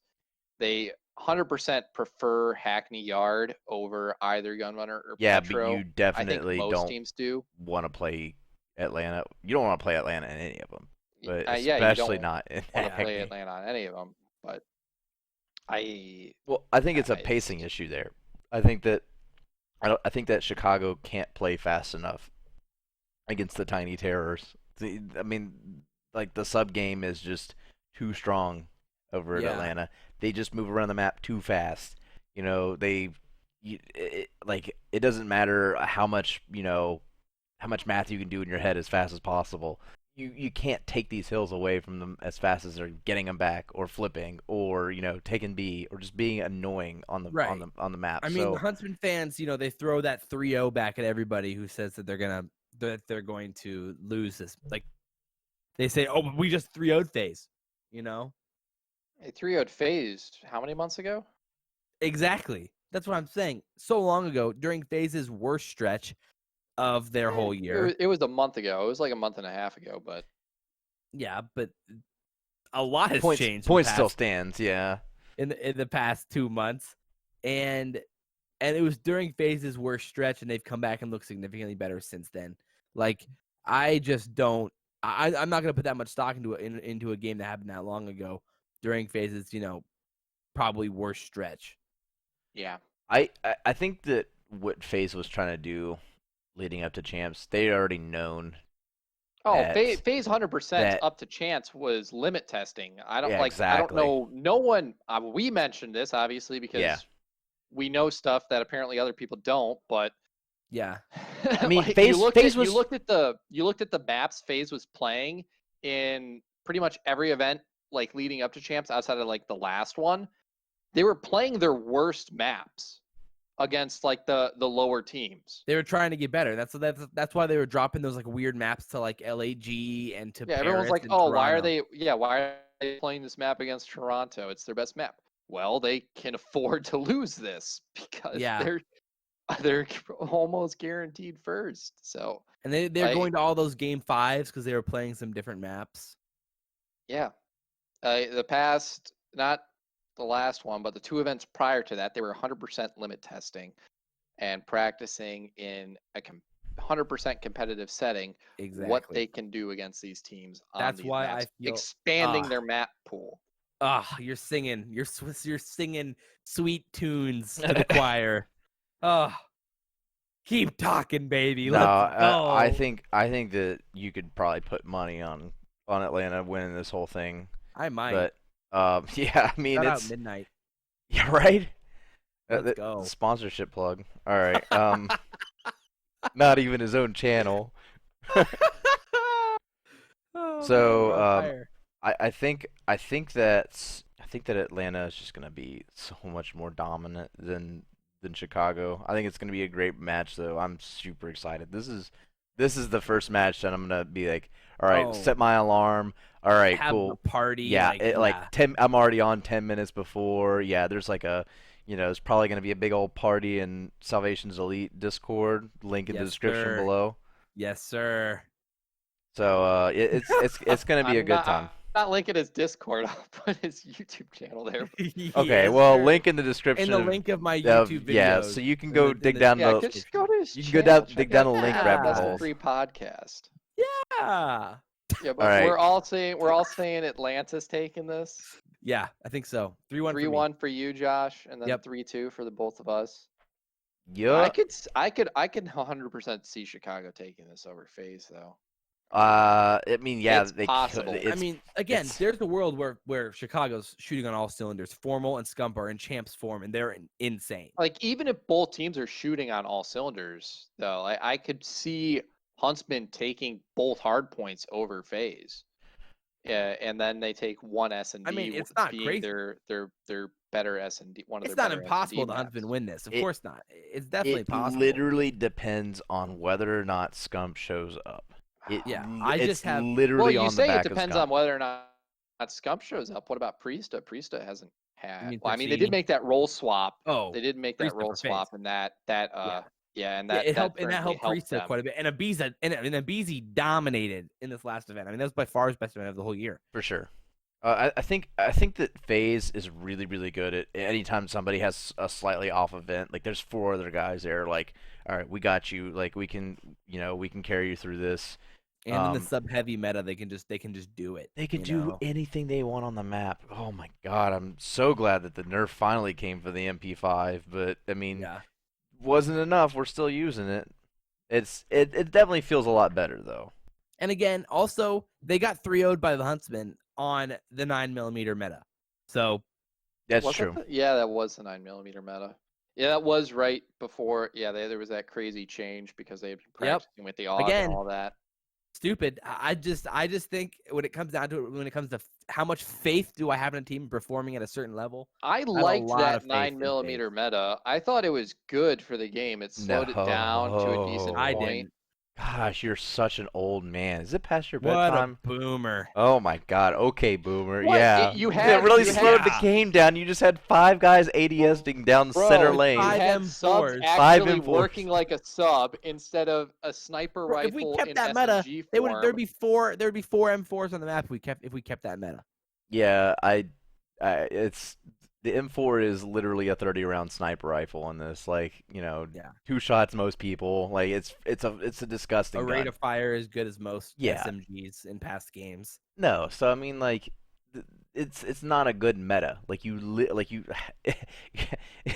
playing competitive COD this year has taught me that 5 M4s on the map would be the most toxic, cancerous thing you could possibly think of. Yeah, Just should hop be, on it should be a CDL lot more playlist. evenly split. It should be like 2 ARs No. and 3 subs. Well, you're not wrong, but for the time that 9mm was banned, or sorry, not it was the 9mm meta. Sorry, 10mm was banned. 9mm meta, yeah. like subplay was just Well, non-existent. Didn't we just go back to like 4 subs and 1 AR or something like that? It's better No? now. I don't think. It's definitely on 2 ARs basically on all Yeah, maps now. it's Is definitely you definitely have your 2 M4s, And there's some, and on Cave you could in theory run 4 Cave. ARs still. Yeah. we're if gonna you wanted to. Most teams are running 3.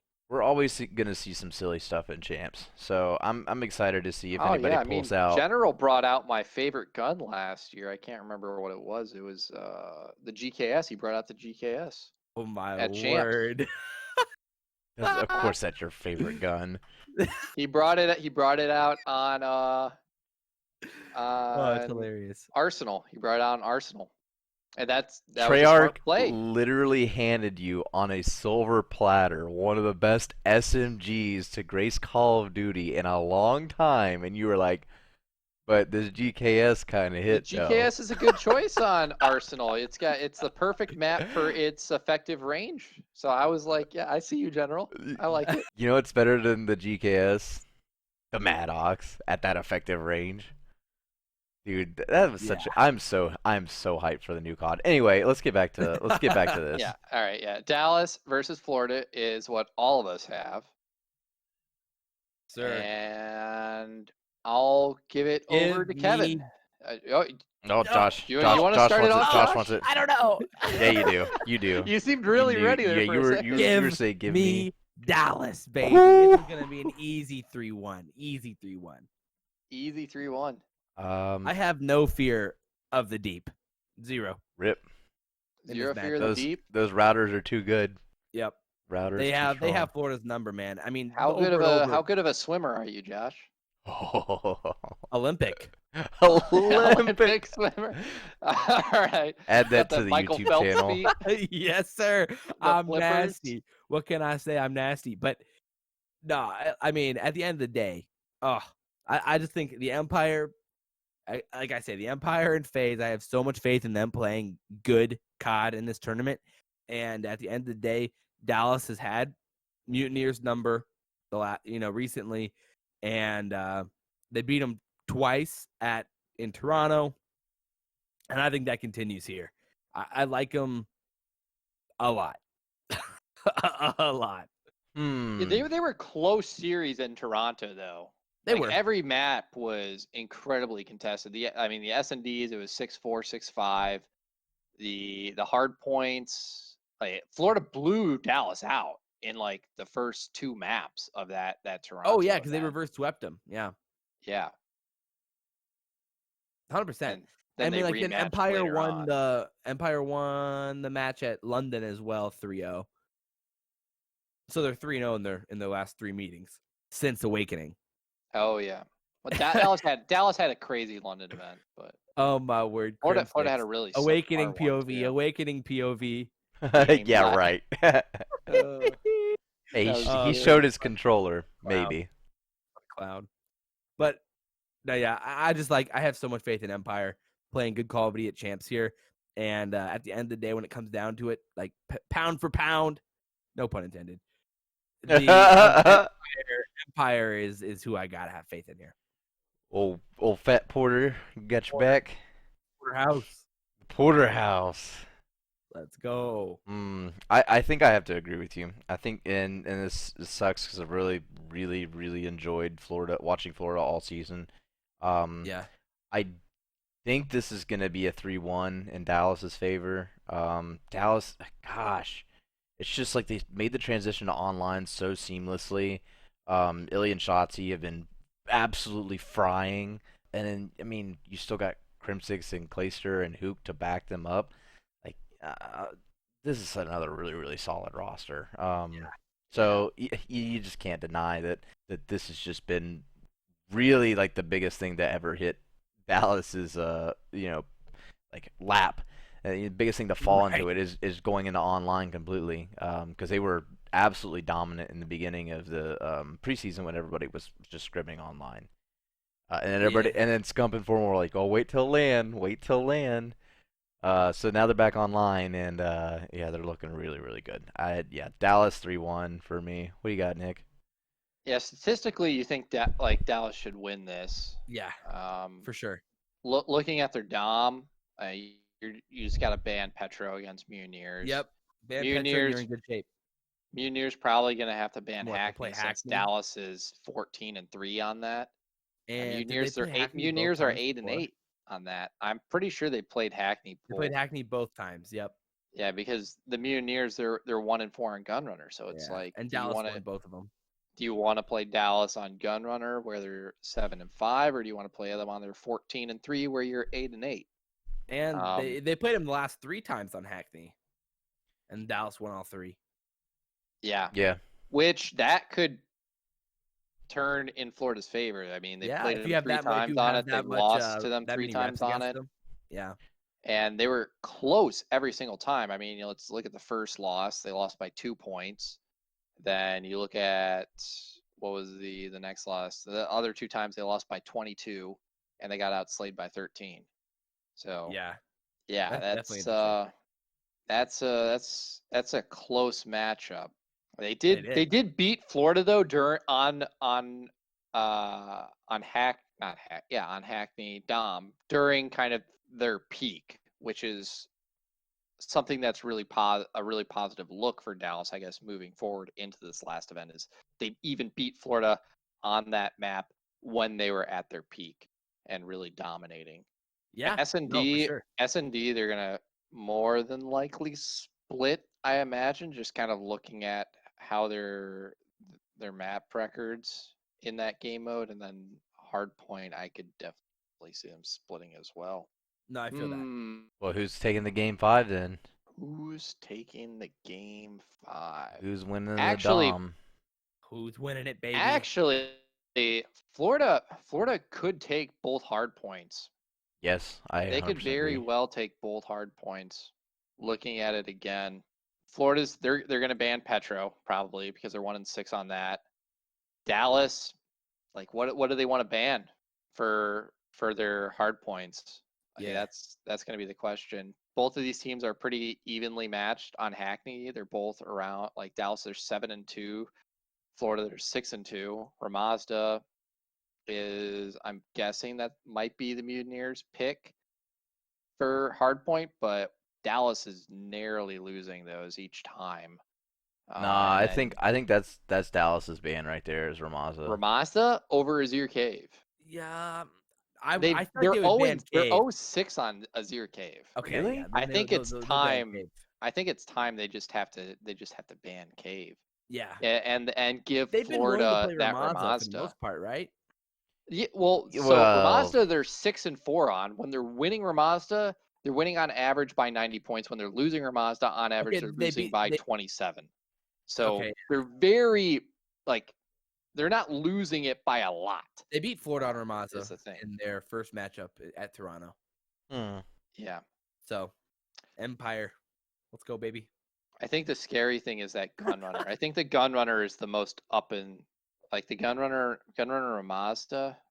It's going to be Gunrunner Ramazda, and I think 100% they're playing Ramazda, and that's going to be between Gunrunner and Hackney that these teams are going to play. I would imagine they play Gunrunner.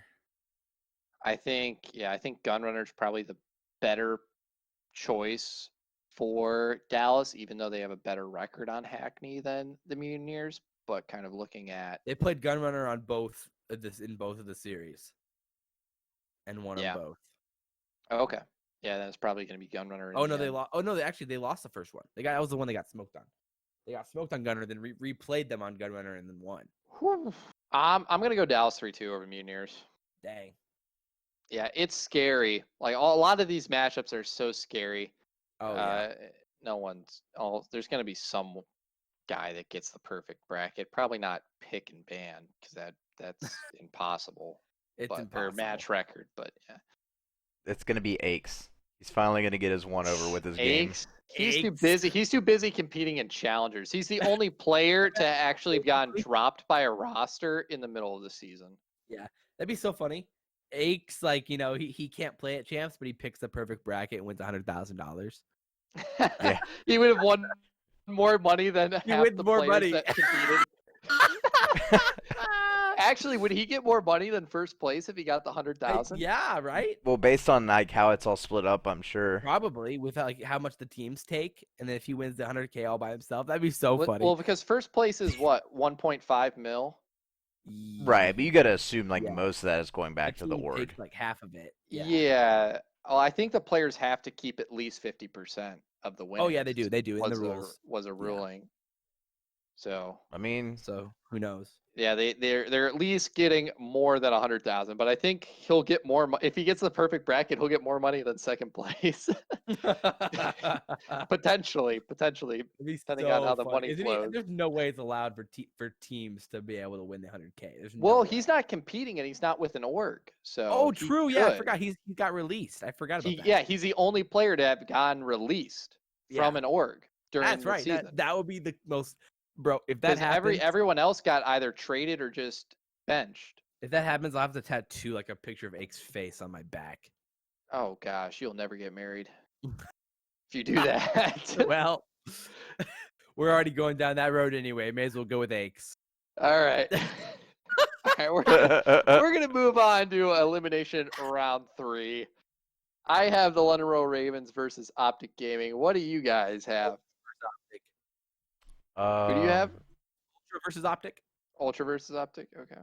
I would have Ultra versus Optic. I think. Yeah, that makes sense. Okay, I'll go first then, since I'm the odd one out here. Let's take a look at these guys' win to losses. Like, if you're just going by stats, like London should win this, but it's London, and who knows at this point? Yeah, I mean, truly, who knows? I think it entirely does depend on the maps that get played, though. Like, if they can get good maps for Wuskins and Search and Destroy and Hardpoint, then London can definitely take this series. Just that domination. Like, I 100% think Optic's going to take the Dom. Yeah. And then you just got to contribute it to the Hardpoints and the S&Ds. And so it's like, how much better is Optic now than what they were? And I mean, even looking back at the regular season, Optic Gaming beat Toronto. I think they've matched up only that one time, too. They matched up. Probably. They've matched up twice. throughout the regular season. Okay. Actually, 3 times Oh, throughout the 3. regular season. Yeah. They matched up twice at one event, and then they matched up against them the event right after, where they were able to clutch up in a game 5 S&D over Optic Gaming. That's right. So I think they've lost to Optic. No, they've beaten Optic in a game 5 twice, and they've lost to Optic in, I want to say, 4 games probably. No, they got 3-0'd by Optic in That a must have been earlier on, semifinal. right? Yeah. They got 3-0'd by Optic in a semifinal all the way back in April. Yeah, that makes sense. Was But that recently, Toronto's been getting the before? better of Optic. I mean, because I'm at the Toronto I mean, I'm homestand, yeah, at the I'm Toronto homestand, that I'm was the game I'm 5. talking about London Optic. Oh, right. Yep. I'm an idiot. No, it's good. Trust me, Kevin has made the same mistake plenty Oh of yeah, times. God. That's right. Yeah, this is tough. I kind of want to go with London, even though I don't realistically see that be the case. Yeah. Do I trust London in a game 5? They've Do won both you game trust? 5s against Optic that they've had. Is the thing. Well, that's the big question then. It is a big question. So what you gonna do? I'm gonna trust London. I'm gonna go London. Ooh, baby. No, that's a stupid play. I'm gonna say Optic 3-2. Oh boy. I'm changing it. I don't. I'm hyped. Oh gosh. If this roster still had Dashy or JCap, though, I'm 100% taking London. But Dang. I don't know, Mero. I believe in Optic. I think this roster is going to come together and play pretty well here. I'm going to take a 3-2. They send home Ultra, get the best of Ultra in the game 5. If Optic win, based on our predictions, they'll face Chicago next. That's lit. Which is concerning for Chicago because that's one of those teams that doesn't play into their play style very well. And they just lost to him. So yeah. I'm changing it. I'm going London. Oh, 3-2. Oh my gosh. I'm changing it again. The reverse of the reverse. I'm going London. I cannot. It's tough, man. I'm going London 3-2 over Optic.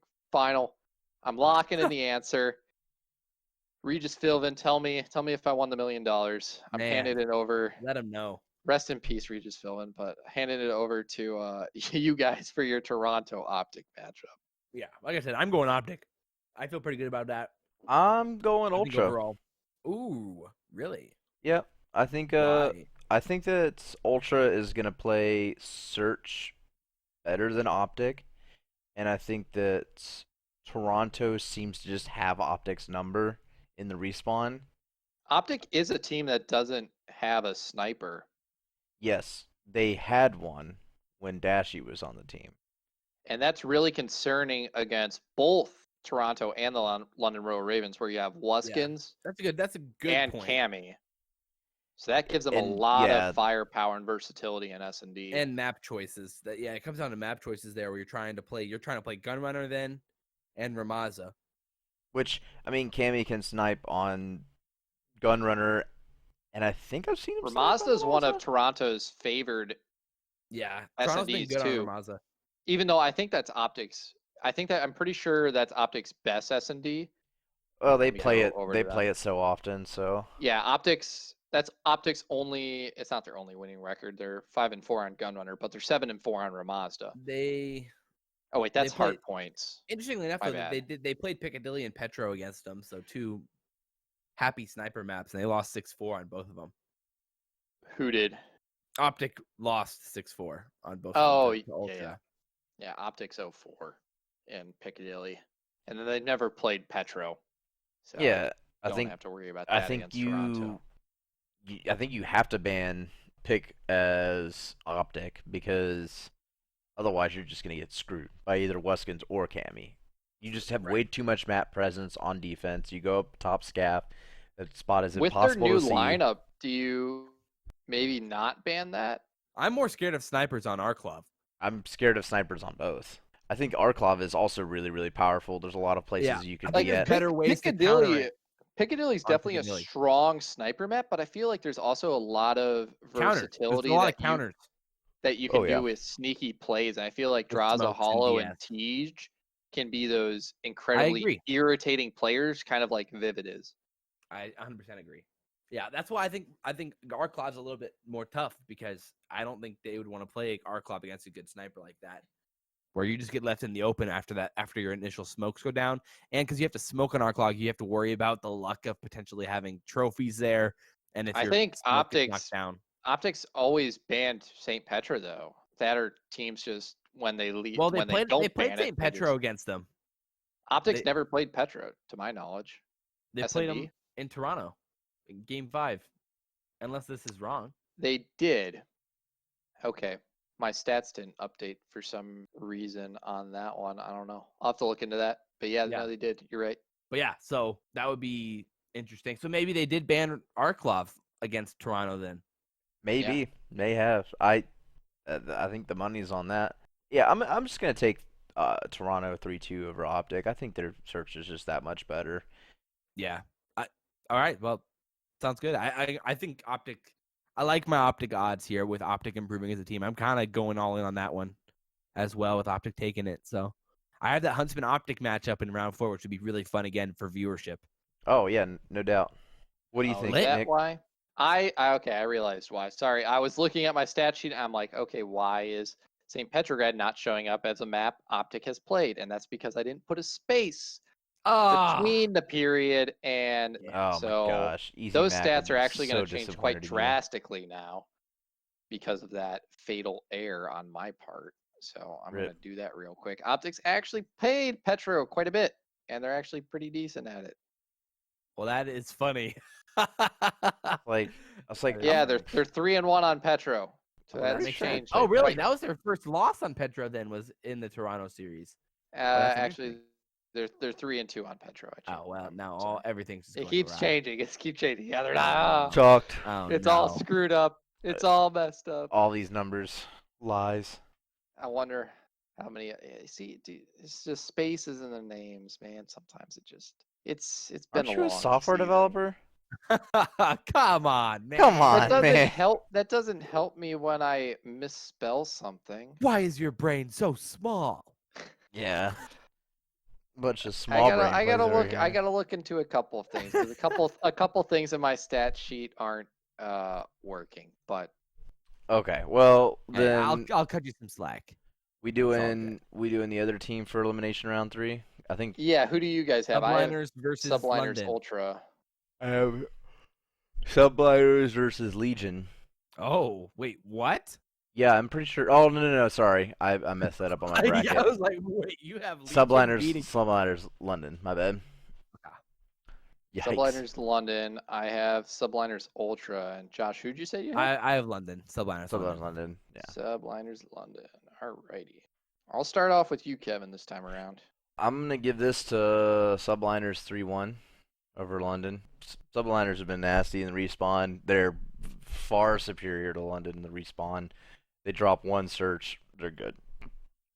Yeah, I feel that as well. I would definitely give the advantage to London in search. If this goes game 5, I'd be worried for Subliners. I'd be very worried for Subliners. And it's not like that's crazy. I mean, this could easily go game 5. But I'm gonna take Subliners 3-1 as well. I think they turn up in that 4th hard point. They win the respawns. I'm feeling good. I'll feel pretty good about that as well. Okay. So what do you have, Nick? I have a bit more of an interesting matchup because I have New York versus Toronto. Yeah. Maybe Hey, not more not easy. interesting. You can't count them out. Well, I don't know. Respawn glitch got fixed, so or kill cam glitch. My bad. Alright. That'd be so funny if they just go 0-2 and just get smoked. O2 drop, and they're like, well, you know, what? We tried. You know, Krim would tweet at Classic so fast. Yeah, Krim would be like, he be at his 0-2, throat. huh? Yeah. Oh, man. That's funny. So, Nick, Yeah. who you got? Well, Toronto, they're definitely at least getting one search and destroy. It's a question if they're going to get the other search and destroy. Because Toronto's probably, what? Are they going to ban Ramazda or are they going to ban Petro?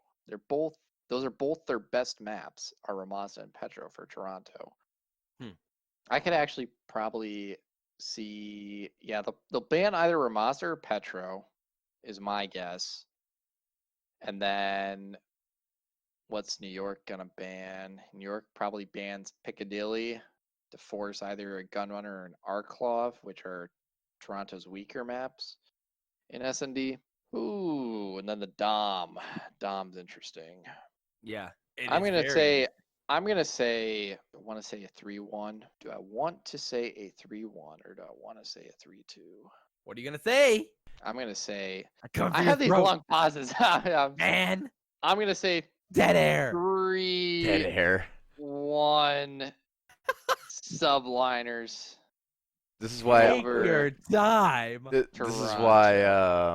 This is why our podcasts take like 2 hours to record. You got to really consider the Oh possibilities. my goodness. Consider the possibilities. I already went with, I guess, the quote-unquote crazy upset with London Royal Ravens over Optic Gaming. Yeah. So You're going in?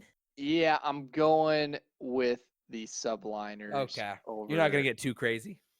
I want to get super crazy though. You know, Ultra Game People 5 people over the subliners. People always roast me for being too safe. Too safe, yeah. I think that the most logical prediction is probably going to be what happens.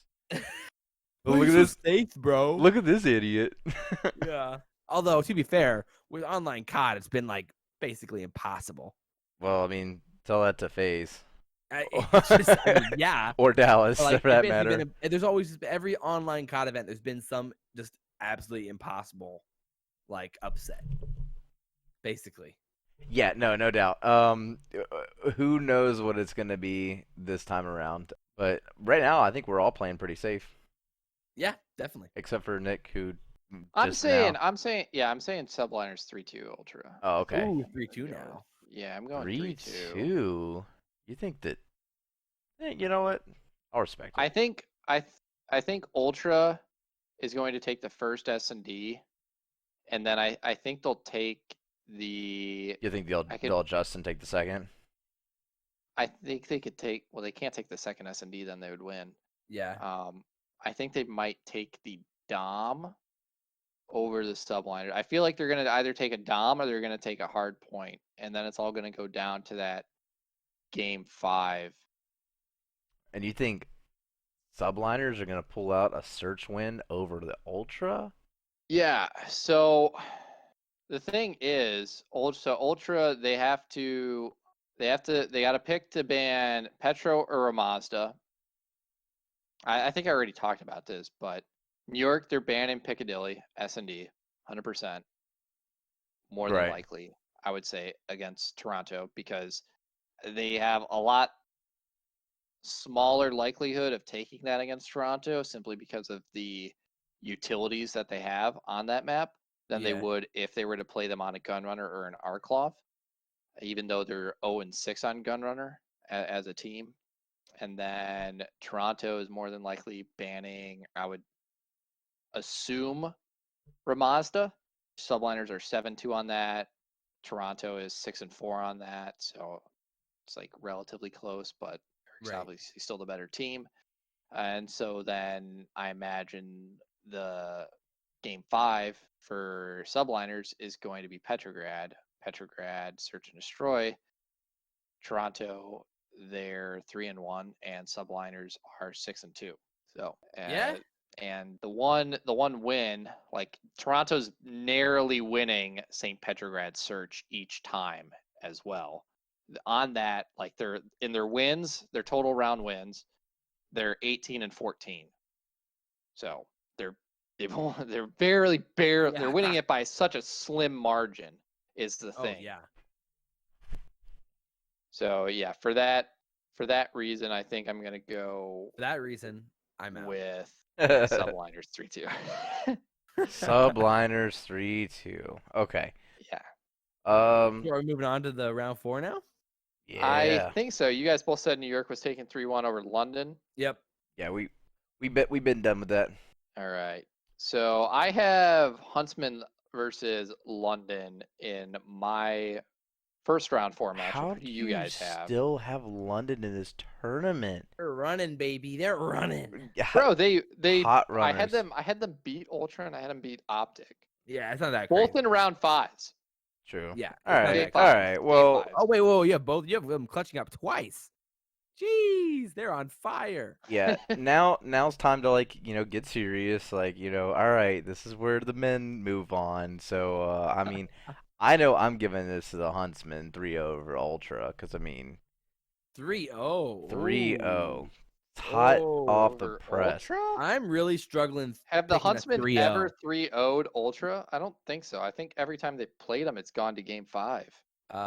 It's definitely been contested. That's for sure. Well, like I said, Let's see. Well, it's happening I'll here. just go to their Obviously. search. It's the This first is time they faced them. It went game 5, I don't think you and understand. then This second is time they played them, it went game 4, and the last time they played them, it went game 5. But if you remember, this is Call of Duty Championships. this is champs we're talking about. This is championship weekend.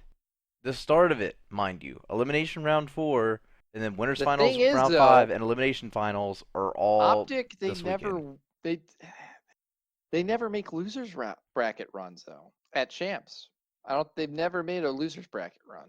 Okay. I mean, I think that Chicago Huntsmen are a different team. Pretty much like the story they've of never really had to. Exactly. Chicago Huntsmen, I guess those players historically. I I guess mean- the only player historically on that team I guess is Scump at this point. Yeah. So it's not like a lot of I don't know. stuff to go off of. I can't find the word for it, but In my opinion, you look at his history at COD Champs, it's like they always make it to winners bracket finals, they lose, and then they lose again and place third. If they don't do that, then they lose as winners round 1. They win like 2 or 3 games, and then they lose to a team that has aches on it. Yeah. That's Well, pretty good news much for them. like the Good story news of for their them. career. Aches is in the AM scene. Yeah. So. Yeah, Aches is. Oh, they can't play Aches. Scump is going to win. Guaranteed champs. dubs. Guaranteed. Yeah, 100%. I've definitely seen that in the comments. I don't know. If Huntsmen lose to FaZe, I don't see him winning this tournament. Like I think that's smart. I 100% agree with that. Huntsman can't be expected to beat FaZe. There are a bunch of teams at the same caliber, namely Florida and Dallas, that will also squash Huntsman. It's just they're good, but these teams are great. And you need to be great to win champs. right, and the Huntsman's just inconsistencies the past few months just get me nervous. And we're basically banking on something that we see once a year is either Formal or Scump dominating at champs, and that's what we're banking on, for them to be great. But at the same time, again, they're playing Optic Gaming here for me, and it's tough. You got Slasher playing Optic. You have Slasher playing the old Optic v new Optic, and Slasher's Optic nowadays. And I mean, I want to give the edge to the Huntsman, obviously, and I think I'm going to pick them 3-2 in a really close one. 3-2 over OG. In a really, really close one, yeah. But there's a world where Optic's on fire. They've played a lot of matches in this tournament already. They've played 3. This is their 4th. Huntsman have only played 1. And there's a world where the Huntsman go 0-2 in this, or go 1-2 in champs. Yeah, I don't know how likely that's gonna be. I really do feel like, ceiling wise, they have the ability to not win the thing. They definitely can get to the championship. Oh, for sure. Floor wise, yeah, they could have an early exit way on, and I think the floor is right here. I think that if Toronto can pull a win out here, then huge for Toronto, and it would be very, very disappointing for Chicago. You said Chicago, though, 3-1 over Toronto? I said Chicago 3-0. I don't know what Josh said. 3-0 over Toronto? Well, okay, you guys, we all have different matchups. Yeah, I have Huntsman versus Optic. Oh, that's I have right. Huntsman versus London. I'm saying Huntsman 3-1 over London. I'm saying Huntsman 3-2 over Optic. Yeah, Huntsman are going to take, they're going to take the Dom. They're going to take both hard points. Realistically, in my eyes, maybe they drop a hard point, but then even if they do, I think they'll take the search. So they'll either drop a hard point or they'll drop the search and they'll win 3-1. I think in my eyes, I just can't realistically seeing this London Royal Ravens roster beating them. And then you said you have Huntsman beating Toronto 3-0. Yep. So that's our first matchup in losers round 4. The next matchup, I have the Mutineers versus the Subliners, and I think that's one that we all have potentially. I think so. I have it. Yeah, Mutineers subliners. Yep, Mutineers subliners. Yes, sir. So I'll pass this one off to you, Josh. Man, I still really like the Mutineers as a team. In Modern Warfare, Skies, Pharaoh, Awakening, they're nasty, and they've been nasty since they started teaming together. And Pharaoh and Skies have been really, really good for almost the whole year. And Pharaoh's been great since he joined. I don't know why you would want to doubt Mutineers as a top 3 team right now. I think this is a pretty solid, pretty quick 3-1 for Florida overall. Feeling pretty good about that one too. Yeah, I'm almost in the same boat. I'm gonna give it 3-2. I'm gonna respect New York Ooh. just a little bit. I think that New York has the ability to kind of shock and awe on the respawn, and while I believe that's Florida's best game mode, or well, game types as far as that goes. I know that Florida is a better search team, so I never have any doubt in my mind that Florida's gonna win this. But I'm just gonna give the respect where respect is due. New York has been a good team this year, but sorry, subliners, you gotta go. Yeah, New York's definitely gotten scarier in hard points since acquiring Mac. I think Yeah. you look at the first event that they acquired Mac. I mean, well, the first event they acquired Mac, they went 4-2 in hard point. Then they went 4-2 again the next event, 4-3, 4-4, 6-2, and then this most recent one they went 1-2. But since acquiring Mac, they've been pretty stellar in hard points. It's honestly just their search and destroy where they've still had issues. And then they really picked it up in domination. At the start of the season, they went on a 9-game losing streak in Dom, the longest out of any team in the league. Jeez. And That's tough. since acquiring, like when did they acquire Mac? I think it was 3 events in or something for them. Like since Yeah, about. I mean, it was after land though. Yeah, they lost, after land. yeah, they lost every Dom at the first event that they got Mac, but since then they've been going like 50-50 in Dom. So He joined on March 8th. yeah, okay, yeah. So it was yeah. So since then they definitely Oh yeah, his have first event. improved a His first lot. event would have been the first online event. Yeah, Yes. Yeah, so since they've been it's online, it's been and the one thing in New York's favor is they never play St. Petro Dom, and that's that's the Mutineers' best Dom map. Yeah. And what was the last time these two teams played? They got reverse sweeped too. And I think that was New York? Yeah, New York. They went up 2-0 against the Ooh, Mutineers. was that the New York? Was that the London homestand? That was not the London homestand. That was back in Oh no, yeah, it wasn't. May. That must have It been a was while back back. in Yeah, I was it gonna was say. back in June. It was back in June. Oh my.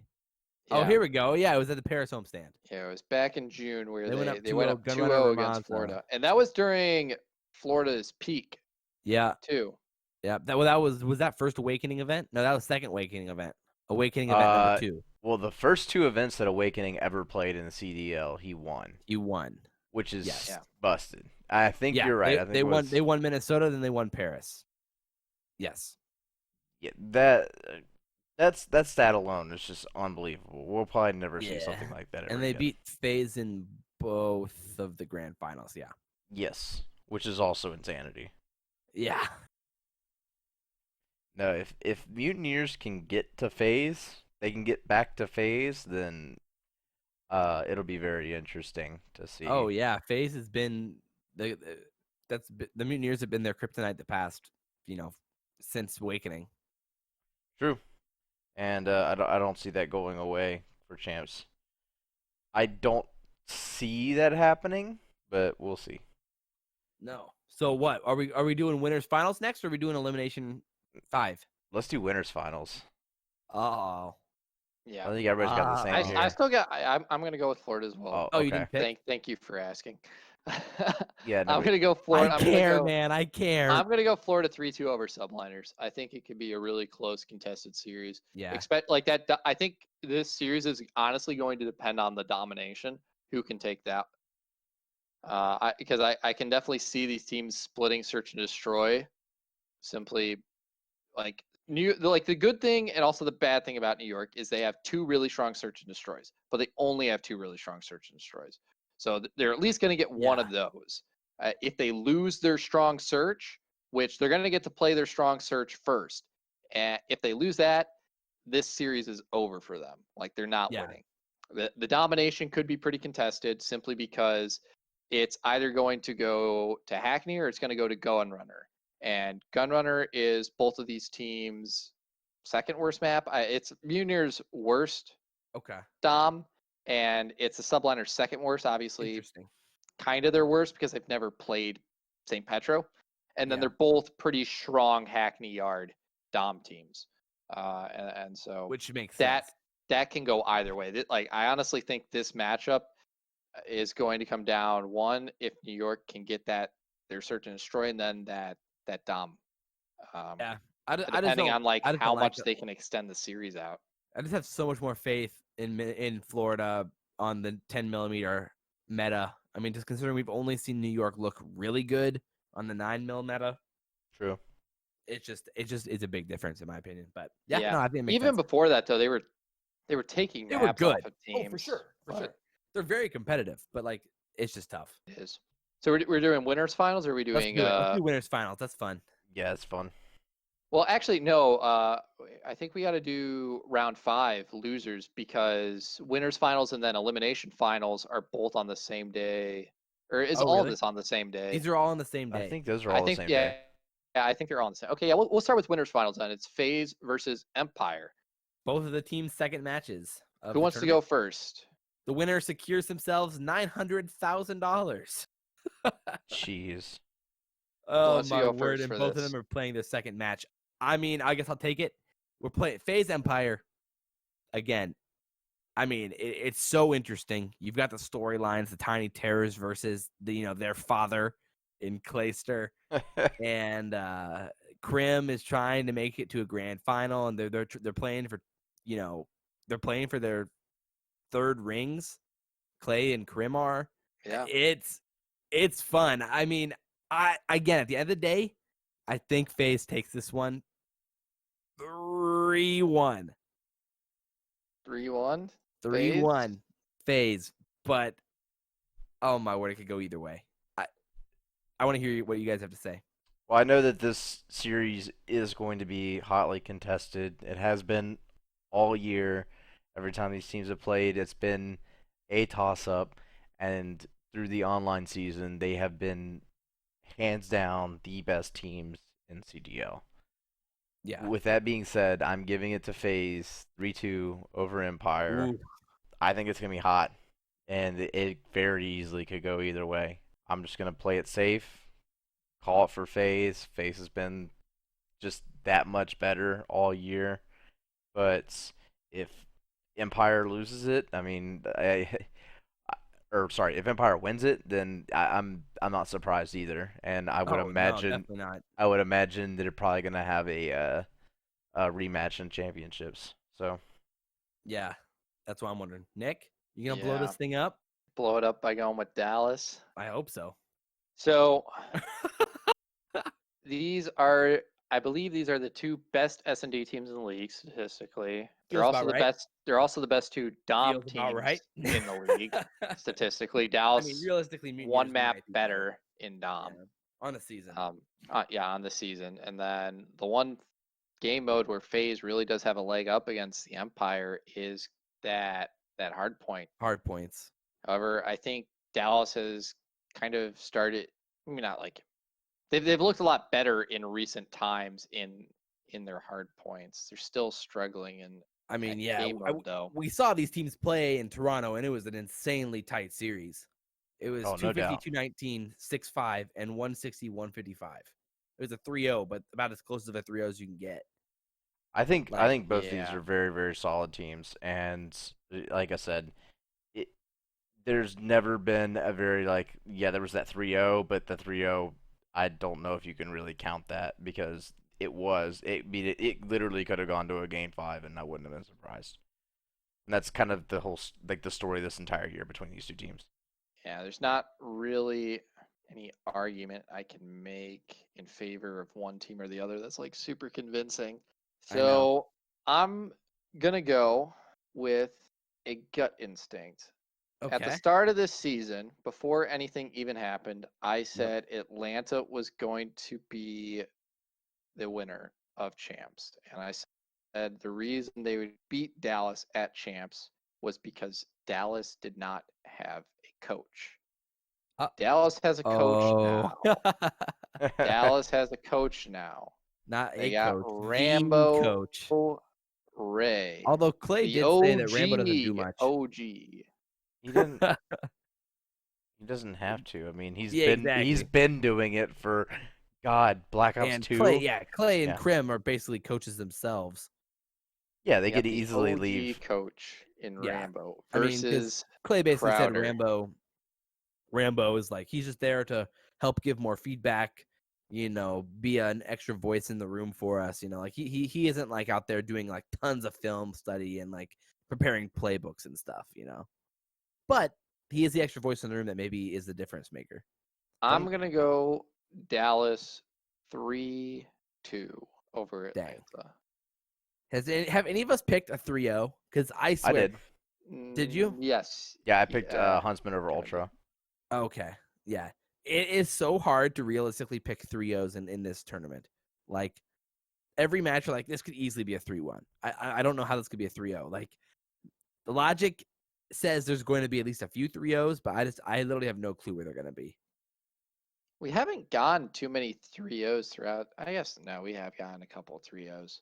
Most of them have been in the finals. Yeah, literally. I mean, most finals honestly have the been semifinals throughout semis this and season. Finals. Yeah. Semifinals have been more interesting than the finals the majority of the time. Probably. Yeah. All right, so we got two people in favor of FaZe. We got one messing things up by going with Dallas, being me.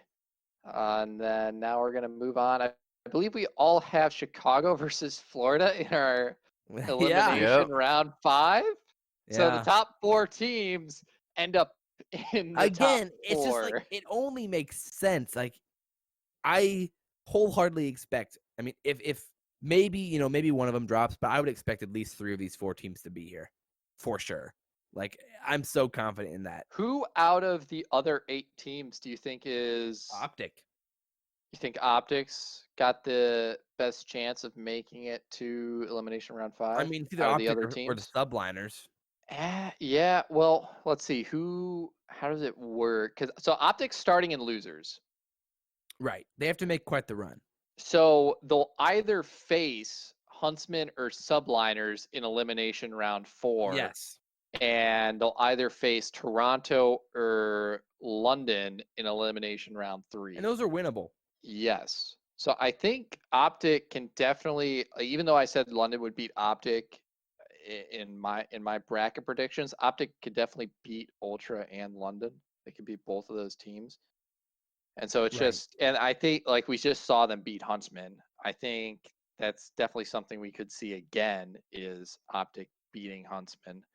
It's just a matter if they can beat the subliners, who I actually think the subliners would fare better against Optic than maybe the Huntsman would, strangely enough.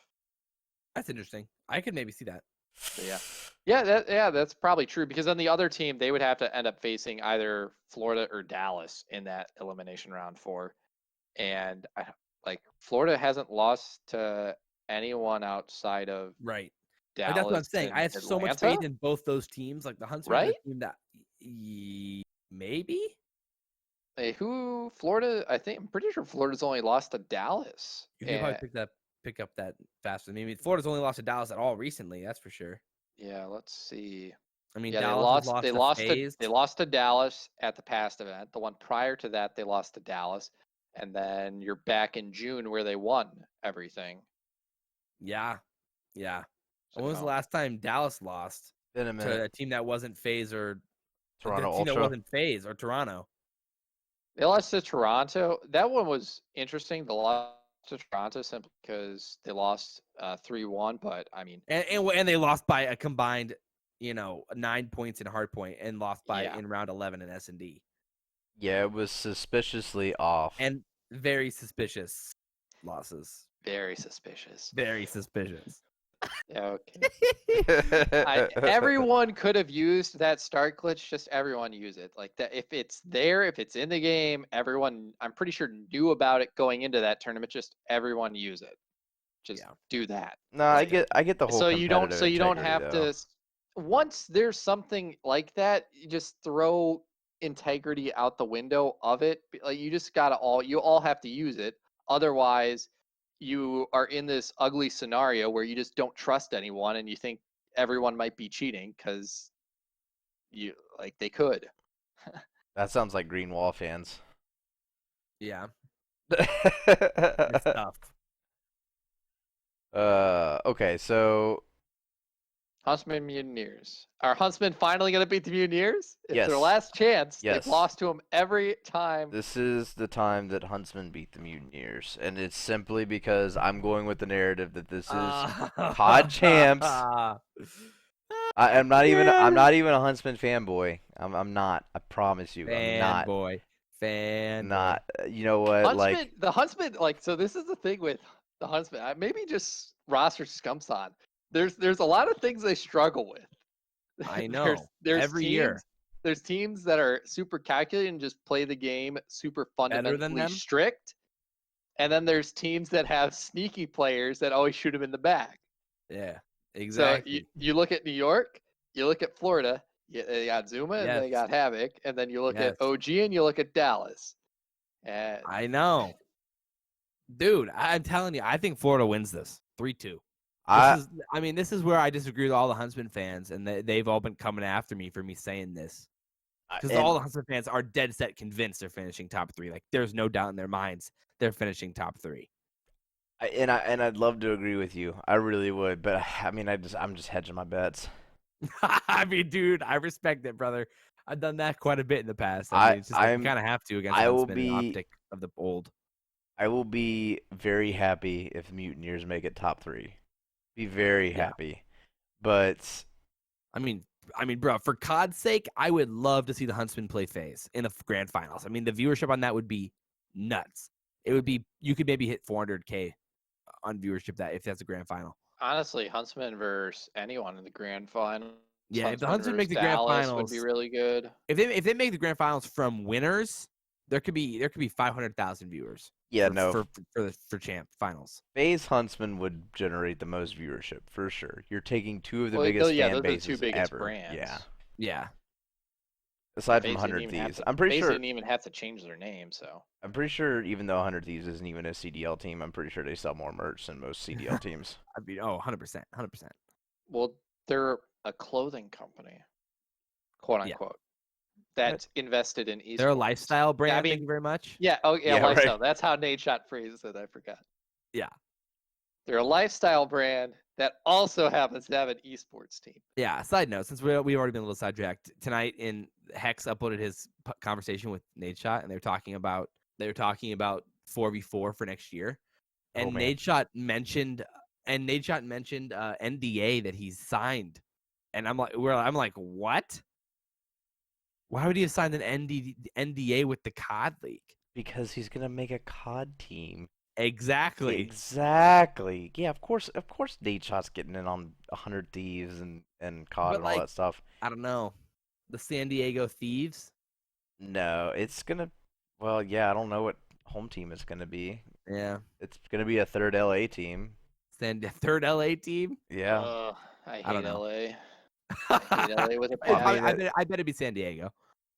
But no, because they're all based in LA. I don't want to get it too off. True. But that just came to mind. We're at the home stretch. We're at elimination finals and championship. I know. So, all right. I think everybody has different things here. I got Juniors 3-2. You've got Huntsman 3-2. Nick, you've had a lot of time to think about this now. Yeah, Nick. I have. I've been flipping back and forth. Between the stats. I know. Looking at it. I always like it when you drop those stats on us. There's not too much here in the way of stats. We can try going through kind of the veto process here with these teams. I'm pretty confident in saying that the Mutineers will more than likely take the domination. I feel good about that. Like Chicago, even though like they're 18-12 in dom, but they've just never been a really strong domination team throughout kind of the course of the year. Right. Even with that, like it still never feels super comfortable in their wins, especially if you're looking at kind of their gun runner wins and their Hackney wins. They're not winning those by a very significant margin. Granted, those maps are a little harder to spawn trap people on than say Petro. And then like you look at the S&Ds between these teams, they're both going to get at least one S&D that they like. Yeah. Either Gunrunner or St. Petro for the Huntsman, more than likely Gunrunner. And then the Mutineers are either going to get Piccadilly or a Mazda. Most likely, I would say probably Piccadilly's. Maybe Ramazda. Maybe the Huntsman will go Ramazda, since that's maybe one of their better Yeah. S&D maps between the ones that they have a losing record on. And then you kind of They've been move better on it over. recently. They have been better on it I recently. I think think they saw that was one of their weaknesses in S&D, and so Yeah. they've been picking up some I think things at on this that. point you don't ban because you're bad at a map, but you ban because the other team is really good at that map. Yeah, if another team's not outrageously good at one map, then you're banning your worst one. Right. Yeah.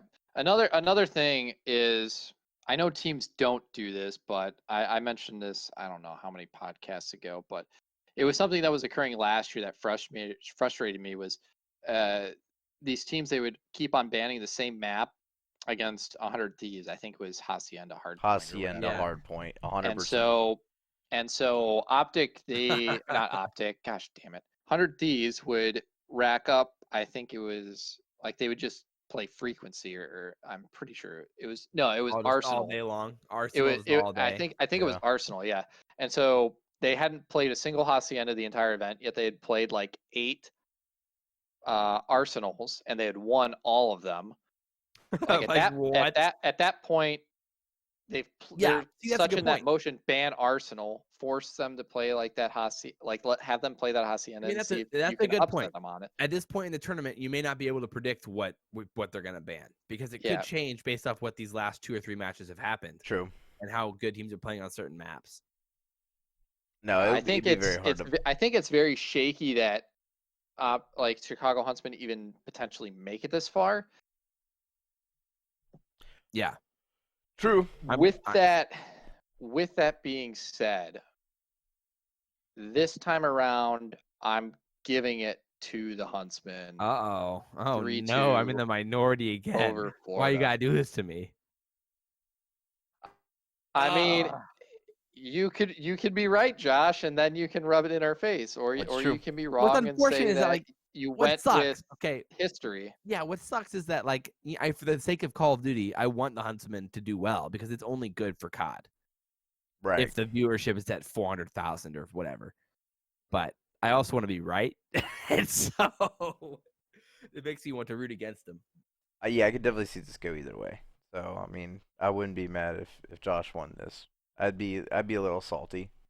I mean, this would basically be the X factor for us in the predictions. Would be this exact match. I think that I think the good thing for the maybe not the yeah, so like this is the interesting thing, because I'm pretty confident in saying Florida will take the domination. Yeah. And so the interesting thing is, so Huntsmen more than likely are going to a game 5 instead of a game 4, simply because Exactly. they're gonna get picked. They're gonna be the lower seed, so they're gonna get to pick the first search, and then they'll play the 4th hard point, which will either pick. So Yeah. they either need to steal the first hard point and win it 3-1, which is probably their highest probability of a win, since that's their best game mode, and they don't really have like a clear weak map in hardpoint. Like their 2 worst maps, they're 7 and 6 on, so I wouldn't really call that a weakness. No, definitely not. If I'm playing them, I would probably prefer to play them on Gunrunner, so that's clear. Yeah, I would say that's probably their weakest one. They've been most inconsistent on Gunrunner, it feels like. Yeah, I mean that's shown in their scoreline. They're either winning by 60 or they're losing by 60. Whereas on Hackney, they're winning by 50 or they're losing by 30. So yeah. And then you're gonna Seems like go the best to S&D, where when champs comes around for S&D, I feel like you can not entirely throw the stats out the window, but teams are going to be putting a lot more time into that game mode, and 100%. it's going to be a They're gonna lot have more a ton of new refined. strats. Yeah. And Yeah. so I feel like I want to say Florida's probably going to have Ramazda be their S&D pick, and I could see potentially the Huntsmen taking that Ramazda S&D against the Mutineers. Whereas I can't see the Mutineers taking the Huntsman's S&D pick. Yeah. Huh. I mean, I can see that. I could see that too. I mean, I'm trying to remember to like one of the last times. I don't know if this was the last time Chicago played the Mutineers. I think it was when the Mutineers played against Dallas. But if Pharaoh hadn't gone complete dad mode on Ramazda Search, going what was it? It was like 16-4 or something Oh absurd. yeah. They would have lost in that game 5 to Dallas. Yeah, So, true. He hard carried. I'm pretty sure when Florida's winning these Ramazdas, it's usually off the back of large individual performances. So Yeah, Yeah. those do happen. So. Again, they do happen. Yeah, they've been a lot. The Huntsmen have looked a lot better on Ramazza, both hardpoint and S&D, in the past like month or two. Yeah, I think one of the interesting things, why this is like such a difficult matchup, is because I think Havoc understands how Envoy likes to play in Search and in the they did respawn team. game modes. They Yeah, did team, but they're also, I think, players of relatively similar mindsets, where I think Envoy is a little more precise and tactical, and Havoc's does things that are just so confident. Like he barreled through a smoke on Arkloff Peak to pick up 3 kills. Yeah. Like straight down the middle of like a bomb site. Like who the hell? Like no one expects that. Like just plays like that. So against pros, yeah, no way. But all right, well that sends us to the elimination. That sends us to the losers finals then. Losers finals. I'm gonna have FaZe versus Huntsman, as well as Empire Kevin. I believe that's what you're gonna have. Oh yeah, it's way more interesting for me. I'm hope, for the sake of interest, I would want FaZe to lose to Dallas in the grand finals or in the winners finals. I'd want Empire to win, because then it would eliminate some more rematches and stuff later on. But yeah, I'm getting another rematch here. You know, Dallas versus Mutineers. I don't know. I mean, don't you mean you'd want Dallas to lose to FaZe? So then it would be no. Oh wait. Oh, okay. Yeah. No, in mine, I would want, I guess, Dallas to lose to FaZe. Yeah. So in mine, because I'm exactly. Because I have the Yeah. Mutineers winning. I'd really want FaZe to lose, so we get FaZe Mutineers. Okay. But I'm saying that, all prefacing this, because I think we're gonna get a rematch of the winners finals in the grand finals. Because I have the utmost confidence in Dallas just making the Mutineers. You know, let's be honest. Empire's their daddies. I mean, that's just what it comes down to at this point. The Empire, at this point, if they win this, I'm having win 3-2, would have now beat the Mutineers 4-5 straight times. Yeah, it would be tough. It would be pretty It would be like Chicago and Dallas in the beginning. It would be like that, and I think Dallas just has that unlocked key. It's one map closer this time around. I had him winning 3-1 in the winners round 3. This time they're gonna have him win 3-2 in the losers finals. Send up a rematch in the grand finals. I mean, anything's a possibility at this point when we're talking about the top of the top. Yeah. I think for mine, I've got Dallas and Chicago. I'm giving it to Chicago, 3-2. That'd be really. You know what? Wait. Yes. That is not happening. Fanboy. That's what I'm saying, though. I'm not even a fanboy. I'm not even. That sounds like you definitely are. No, see, bro, there is no way Chicago's beating Dallas. You don't know that, though. You really don't. And that's the craziest thing, is that like these last couple weeks, take a look at my brackets. Take a look at my brackets, Nick. They've been pretty clean. They've been pretty crispy. Towards the end, bro, I had how many flawless Fridays? Okay, that's Friday. That was, I mean, your flawless Friday was literally a week ago from championship weekend. So, the games don't matter as much Taking then. Chicago 3-2 over Dallas. 3-2 over Dallas. Isn't that Jeez. wild? Isn't that wild? And you know It what? is I wild. could talk Tom Blue in the face, and I won't convince you guys. So Nick, go ahead and hit us with the stats. What stats do you want? I I mean, if you're going by matchup, what Chicago or first Dallas are like 4-1, I think, against Dallas, something like that. 5-2, But they some haven't I don't know. played in a hot minute. Yeah, I I think all those wins against Dallas were on land. I don't think they've Basically, beaten Dallas since it's been moved to no. Here's the online. thing: those wins were back whenever Scump and Formal had something to like go out and do. It's the same thing now. Like think about like launch weekend, Dallas Empire versus Chicago when was Huntsmen. the last time they played was what, the These Chicago home these are series? these are just teams though that No, I get it. I feel The like beast kind of squashed Chicago. now, but whenever what I'm saying is that when there is a I mean, again, that'd be such a lit match. when there's such a line, like you absolutely have to win this to get into the grand finals, a chance at $1.5 million. I think that Chicago is just gonna step up and play that much harder. I think Chicago will want it more. So we'll see. We'll see.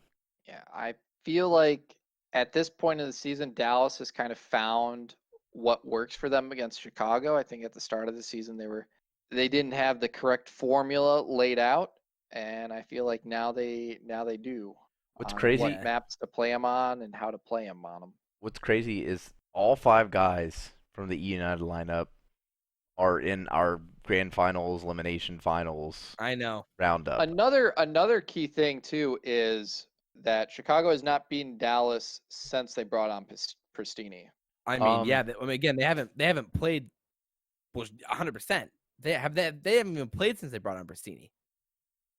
Have they? Yeah, they did. no, When? they did once or twice.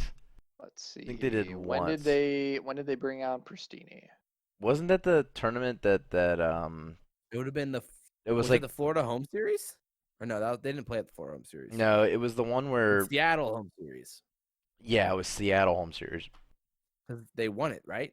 Yeah. Dallas, Yeah, yeah. it was a Seattle home series. Because they beat the Atlanta, London Rovers. Atlanta won the Seattle home series, right?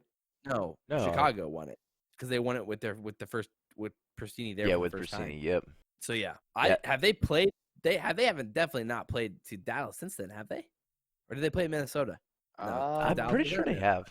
I'm pretty confident they have not played since. Has this Dallas lineup never played Chicago? The last time they played was at the Chicago homestand, I See, think. now you guys are doubting me. You're doubting yourselves whenever I say like Chicago could What? take this No, over Dallas. no. Chicago could take That's this more over proof Dallas. that's more proof that Dallas will for sure win it.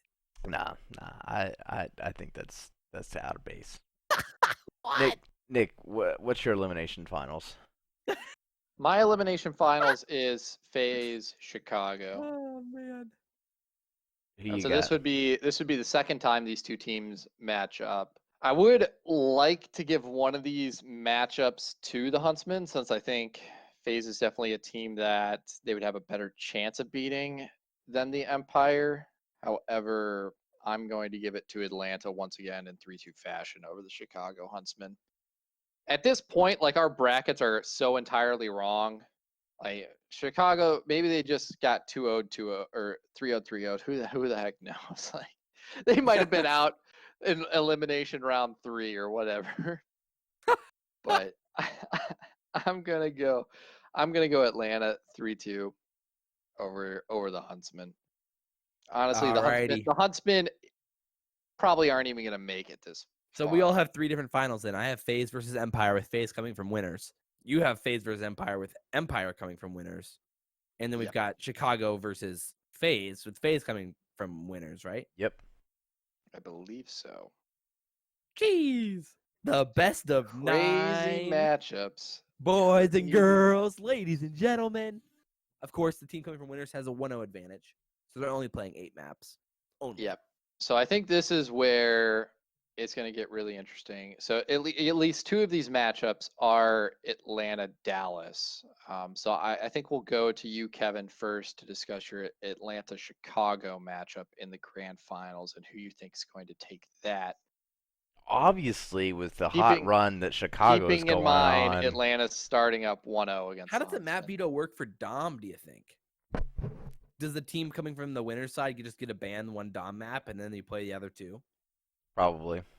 That's pretty unfair, though. That's pretty unfair. It might be the elimination finals winner The higher gets the higher ban. seeded team gets to pick side.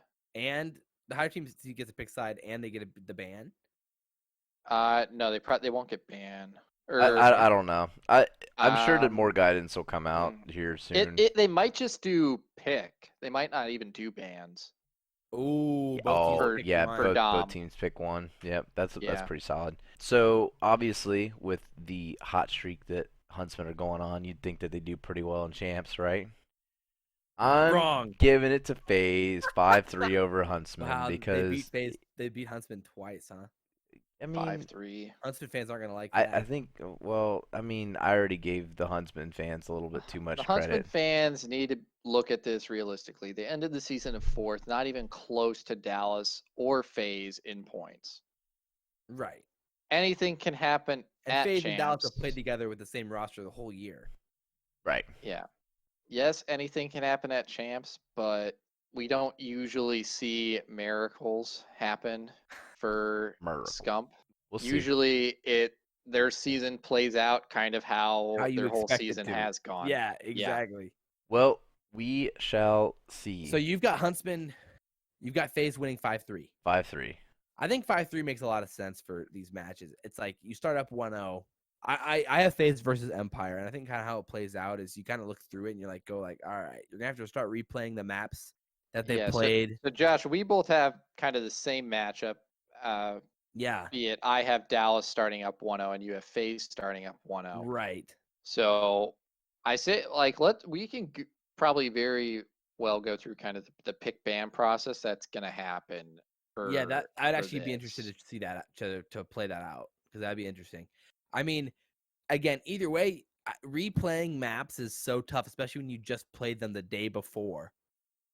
Like if you're rematching FaZe v Empire and then you have to replay, if the semifinal or the winners finals match was a 3-1, you're probably going to replay all 4 of those maps or at least 3 of them. Yeah, it's different on the same. If they were to play the maps in 2 best of 5s, I would like to see them switch it up and not play the same series back. Since like if you lost one map, you're probably not going to have enough time to you won't have enough time to fix the mistakes that you had on it, in my opinion, even if they're like slight miscalculations or whatever. Yeah. In the end, like the thing I hate the most is, we should have won that map. Well, you didn't win that map because you made slight miss errors. And if you're saying you should have won that map, and they won that map, they also made some slight errors, but they still came out on top. So saying you should have won a map, I think is one of the biggest cop outs there is. But like looking at we'll start with the hard points, I guess, with the pick ban for FaZe and Dallas. I'm assuming both will get a ban, and then they'll go through which maps they'll play, with the remaining map being. I mean, if you didn't realize it, what's weird about this is that you have the normal series, you have the hardpoint S&D Dom, hardpoint S&D, but then you do Dom as map 6. It goes Dom, hardpoint S&D. Wait, so map one. It's like a normal best of 5. Okay, yeah. So hardpoint S&D Dom, hardpoint S&D Dom, hardpoint S&D. S&D. Yeah. So yeah, that makes sense. A Dom game 6 is interesting. Yeah, very interesting. I guess we'll start off with the first ban. I got the first ban, but I guess what do you think Atlanta's getting rid of for hardpoint, and what do you think Dallas is getting rid of for hardpoint? You tell me. I'll tell you. Tell me. I think Atlanta I'm pretty positive FaZe is going to. Maybe they won't ban Ramazda. No, I think they ban. No, they'll ban Ramazda. Yeah, easily. They'll ban. FaZe is banning Ramazda. Dallas probably gonna ban Cave.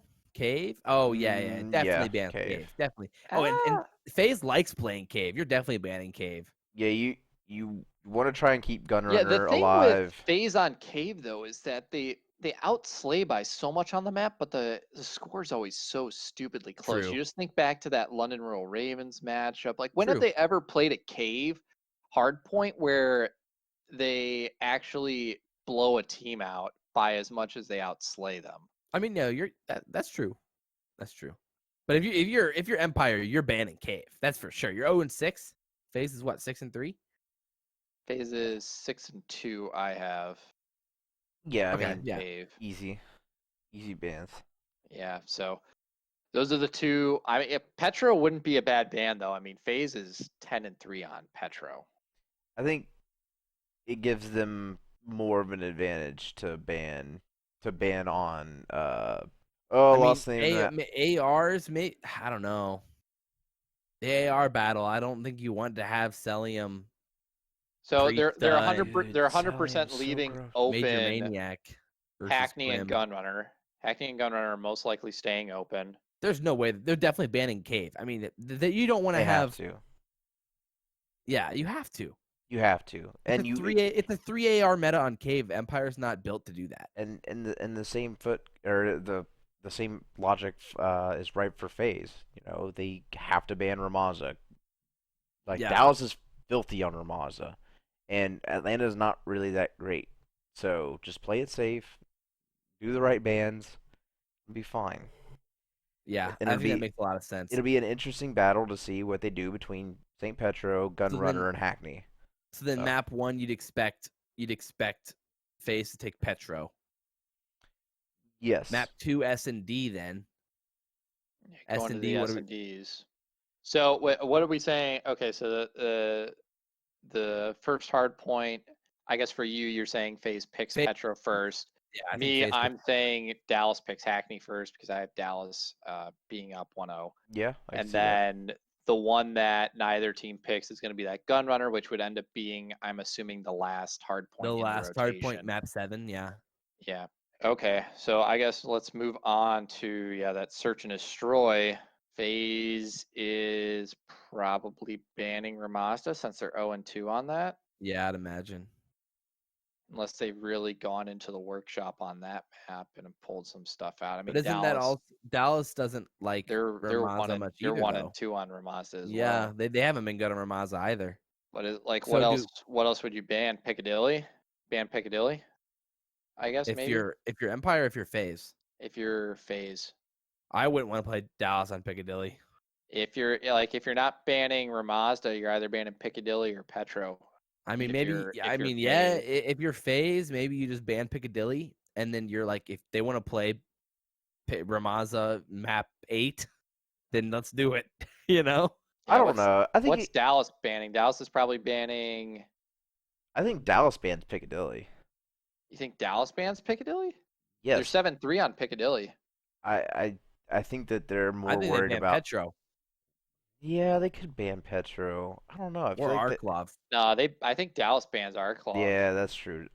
Dallas definitely bans Arklov. I was trying to think of Probably. where the fact that I- Simp is. I think they definitely ban Arklov because, like, Petro, they're 3-2 on Petro, but their like round count in their losses is 10-12. And FaZe always plays Arklov. So they're really losing weird. game 5 both times. That or they lost. Yeah. game I would. 5 and then, No, you're right. They're banning Arklov for sure, which is disappointing because I'd love to see Arklov in the grand final. Yeah, that was one Because of the. Arklov's the most fun S&D map to watch It's to Yeah, so- watch and probably to play. and to play. yeah. So FaZe is probably banning either Piccadilly or Mazda. So I would imagine for S&D, then what are you playing? If you're Empire, are you picking? For me, Empire picks the S&D first. I think they'll probably pick They'll Piccadilly. probably pick whoever. Whichever yeah. one didn't get banned by FaZe, Ramaza or Piccadilly. So Yeah, I don't think they would pick Ramazda. I doubt is they the pick thing. I Ramazda. think you know what they don't would like it. Yeah, you know what? I think FaZe bans Piccadilly because neither team wants to play Ramazda, which forces the Dallas Empire to pick Gunrunner, and FaZe will pick Petro, and that just leaves Arklov open. Or wait, No. No, No, it leaves no. Ramaza Dallas open. Dallas bans our club. It Yeah, leaves that's right. Ramaza open It for leaves game 9. Ramaza open for game. Yeah. Do you really want to play S&D? Game Put 9. chance on the line. Oh, game 9 Ramazda. What a Wow. terrible Ugh, Yeah, ending to the Ramaza. I chance. think I would be pissed. S&D. I would be so mad if Ramaza is the last map I see of Modern Warfare. Ugh, S&D for these that's like teams is actually probably tasting the puke most before interesting. you're the best meal of all time. Vetoes. Yeah, this is really interesting for the S&D vetoes between these two teams. Yeah, so I bet Empire picks Piccadilly. I bet FaZe picks Gunrunner. Yeah. No, FaZe might pick Petro. Yeah, FaZe might pick Petro. Like, which one do you think FaZe would prefer to get an early win on? Because like you're looking at kind of the Petro. series, they want to get early win on the board. I bet Petro. Yeah. Petro. Yeah, Petro's I think like Dallas. later Dallas on, isn't bad at Petro. I feel like too. generally that's you the want to thing save now. your if both teams Yo. are confident on one map, you want to save that for later in the series. Like if you feel good about a map and they feel good about a map, then save it for later in the series. Let them take it. Atlanta is Yeah. absolutely filthy on St. Petro, and it all comes down to Celium. Celium has made the craziest plays in this entire season. Filthy And on Petro. they're all but on Petro. Every Dallas single is one. 2 rounds away from being flawless on Petro. I still think that you got to respect Atlanta on Petro. Yeah. Yeah. I honestly think it would be smart for Atlanta ban Piccadilly. So then, like, if you ban Piccadilly, the best S&D map left open for Dallas is Gunrunner, which Atlanta You're great at. Yeah. Yeah, you're amazing at. And then you kind of chokehold them there. Yeah, I agree. In kind of I their agree. weak map set, I guess, for their search, even though they're Yep. known as a good search team. I think that's probably the smartest move to do. Yeah, And you ban Piccadilly, they'll ban Arklov. That And can and now you're playing Gunrunner, Ramaza, and Petro, which definitely favors FaZe. Right. Yeah. So it probably like they could get 3 S&D wins there and just win in the end game 9. Yeah, I agree. I Oh think god, it could happen. it's gonna come down to Ramaza map 8. I really hope that doesn't Yeah, happen. that's scary. Ugh, that's the worst map to watch. It's the hardest map to spectate because things just happen.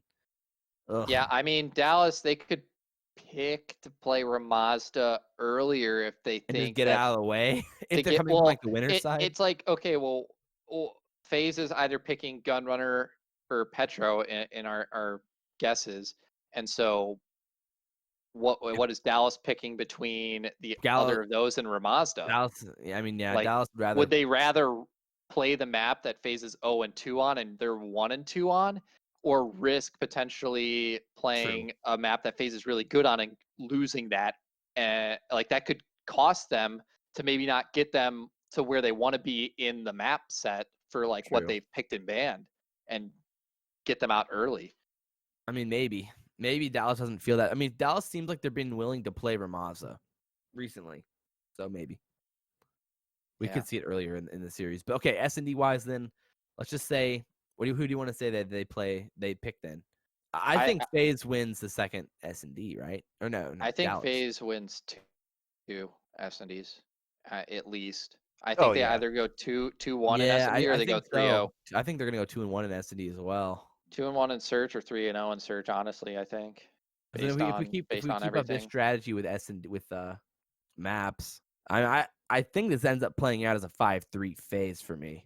I think that's pretty realistic too. I don't think. I think for me it potentially ends up being a 5-4 simply because I gave Dallas that early round win. Well, I guess let's move on to the Dom. The Doms for this. You have I'm assuming. I mean, well, what gets banned? This is actually pretty important. What gets banned because Dallas Dallas loves Hackney. That's all they play. Dallas loves Hackney, but if FaZe is like for me, Dallas gets to ban it because they're Team A, but for you, Atlanta gets to ban it because they're Team A. And unless it's not bans, unless it's picks, like you said, unless it's picks. Yeah, it's most likely picks. I forgot that. So because like if it is a ban and Atlanta gets to ban and then like it's picked and then it goes to picks, it's a huge advantage because Atlanta can just ban Hackney and then they're left with Gunrunner, which they're 7 and 2 on, and Petro, which they're 6 and 2 on. and that really chokeholds Dallas. Yeah. I mean, coming from the team B plays the first hard point or the first dom, right? Team B would be their map pick for game 3. I think it would be Team A. Oh, wait, Because it really? would go A gets hard point, B gets search, A gets hard point, right? Like, wouldn't Maybe. they do it that way, and then they just keep on alternating who gets the pick? Yeah, you're right. Maybe there's no bans at all, and maybe it's just straight up picks Oh, for yeah. everything. Like, that would be Maybe. wild. That'd be wild. Like, who knows? That'd be insanity. There would be no way to predict that. Literally So no way. it would honestly 100% come down to just who has the larger, stronger map sets. Map pool, which it feels like FaZe does. Yeah, FaZe Yes. does. Dallas has a clear weakness in their hard point being Azir Cave. A clear weakness in S&D. Yeah, maybe not like a clear weakness in S&D. Well, they don't want to play Ramasa. They don't. Yeah, they don't really want to play Ramasta. Neither does FaZe though. But true. they definitely don't want to play Um, Peak against FaZe. For sure. That's their big weakness in this matchup. It's definitely Arklov. Yeah, and then Dom, they want to play Hackney and they don't want to play Petro. And they're especially against FaZe. You don't want to play Petro against FaZe. Yeah, and they're probably fine playing a gun runner if they have to. Yeah, I would imagine. For Dom. But yeah. So I think for this grand final, I'm gonna give it to FaZe in the N5-4. Yeah. Crazy.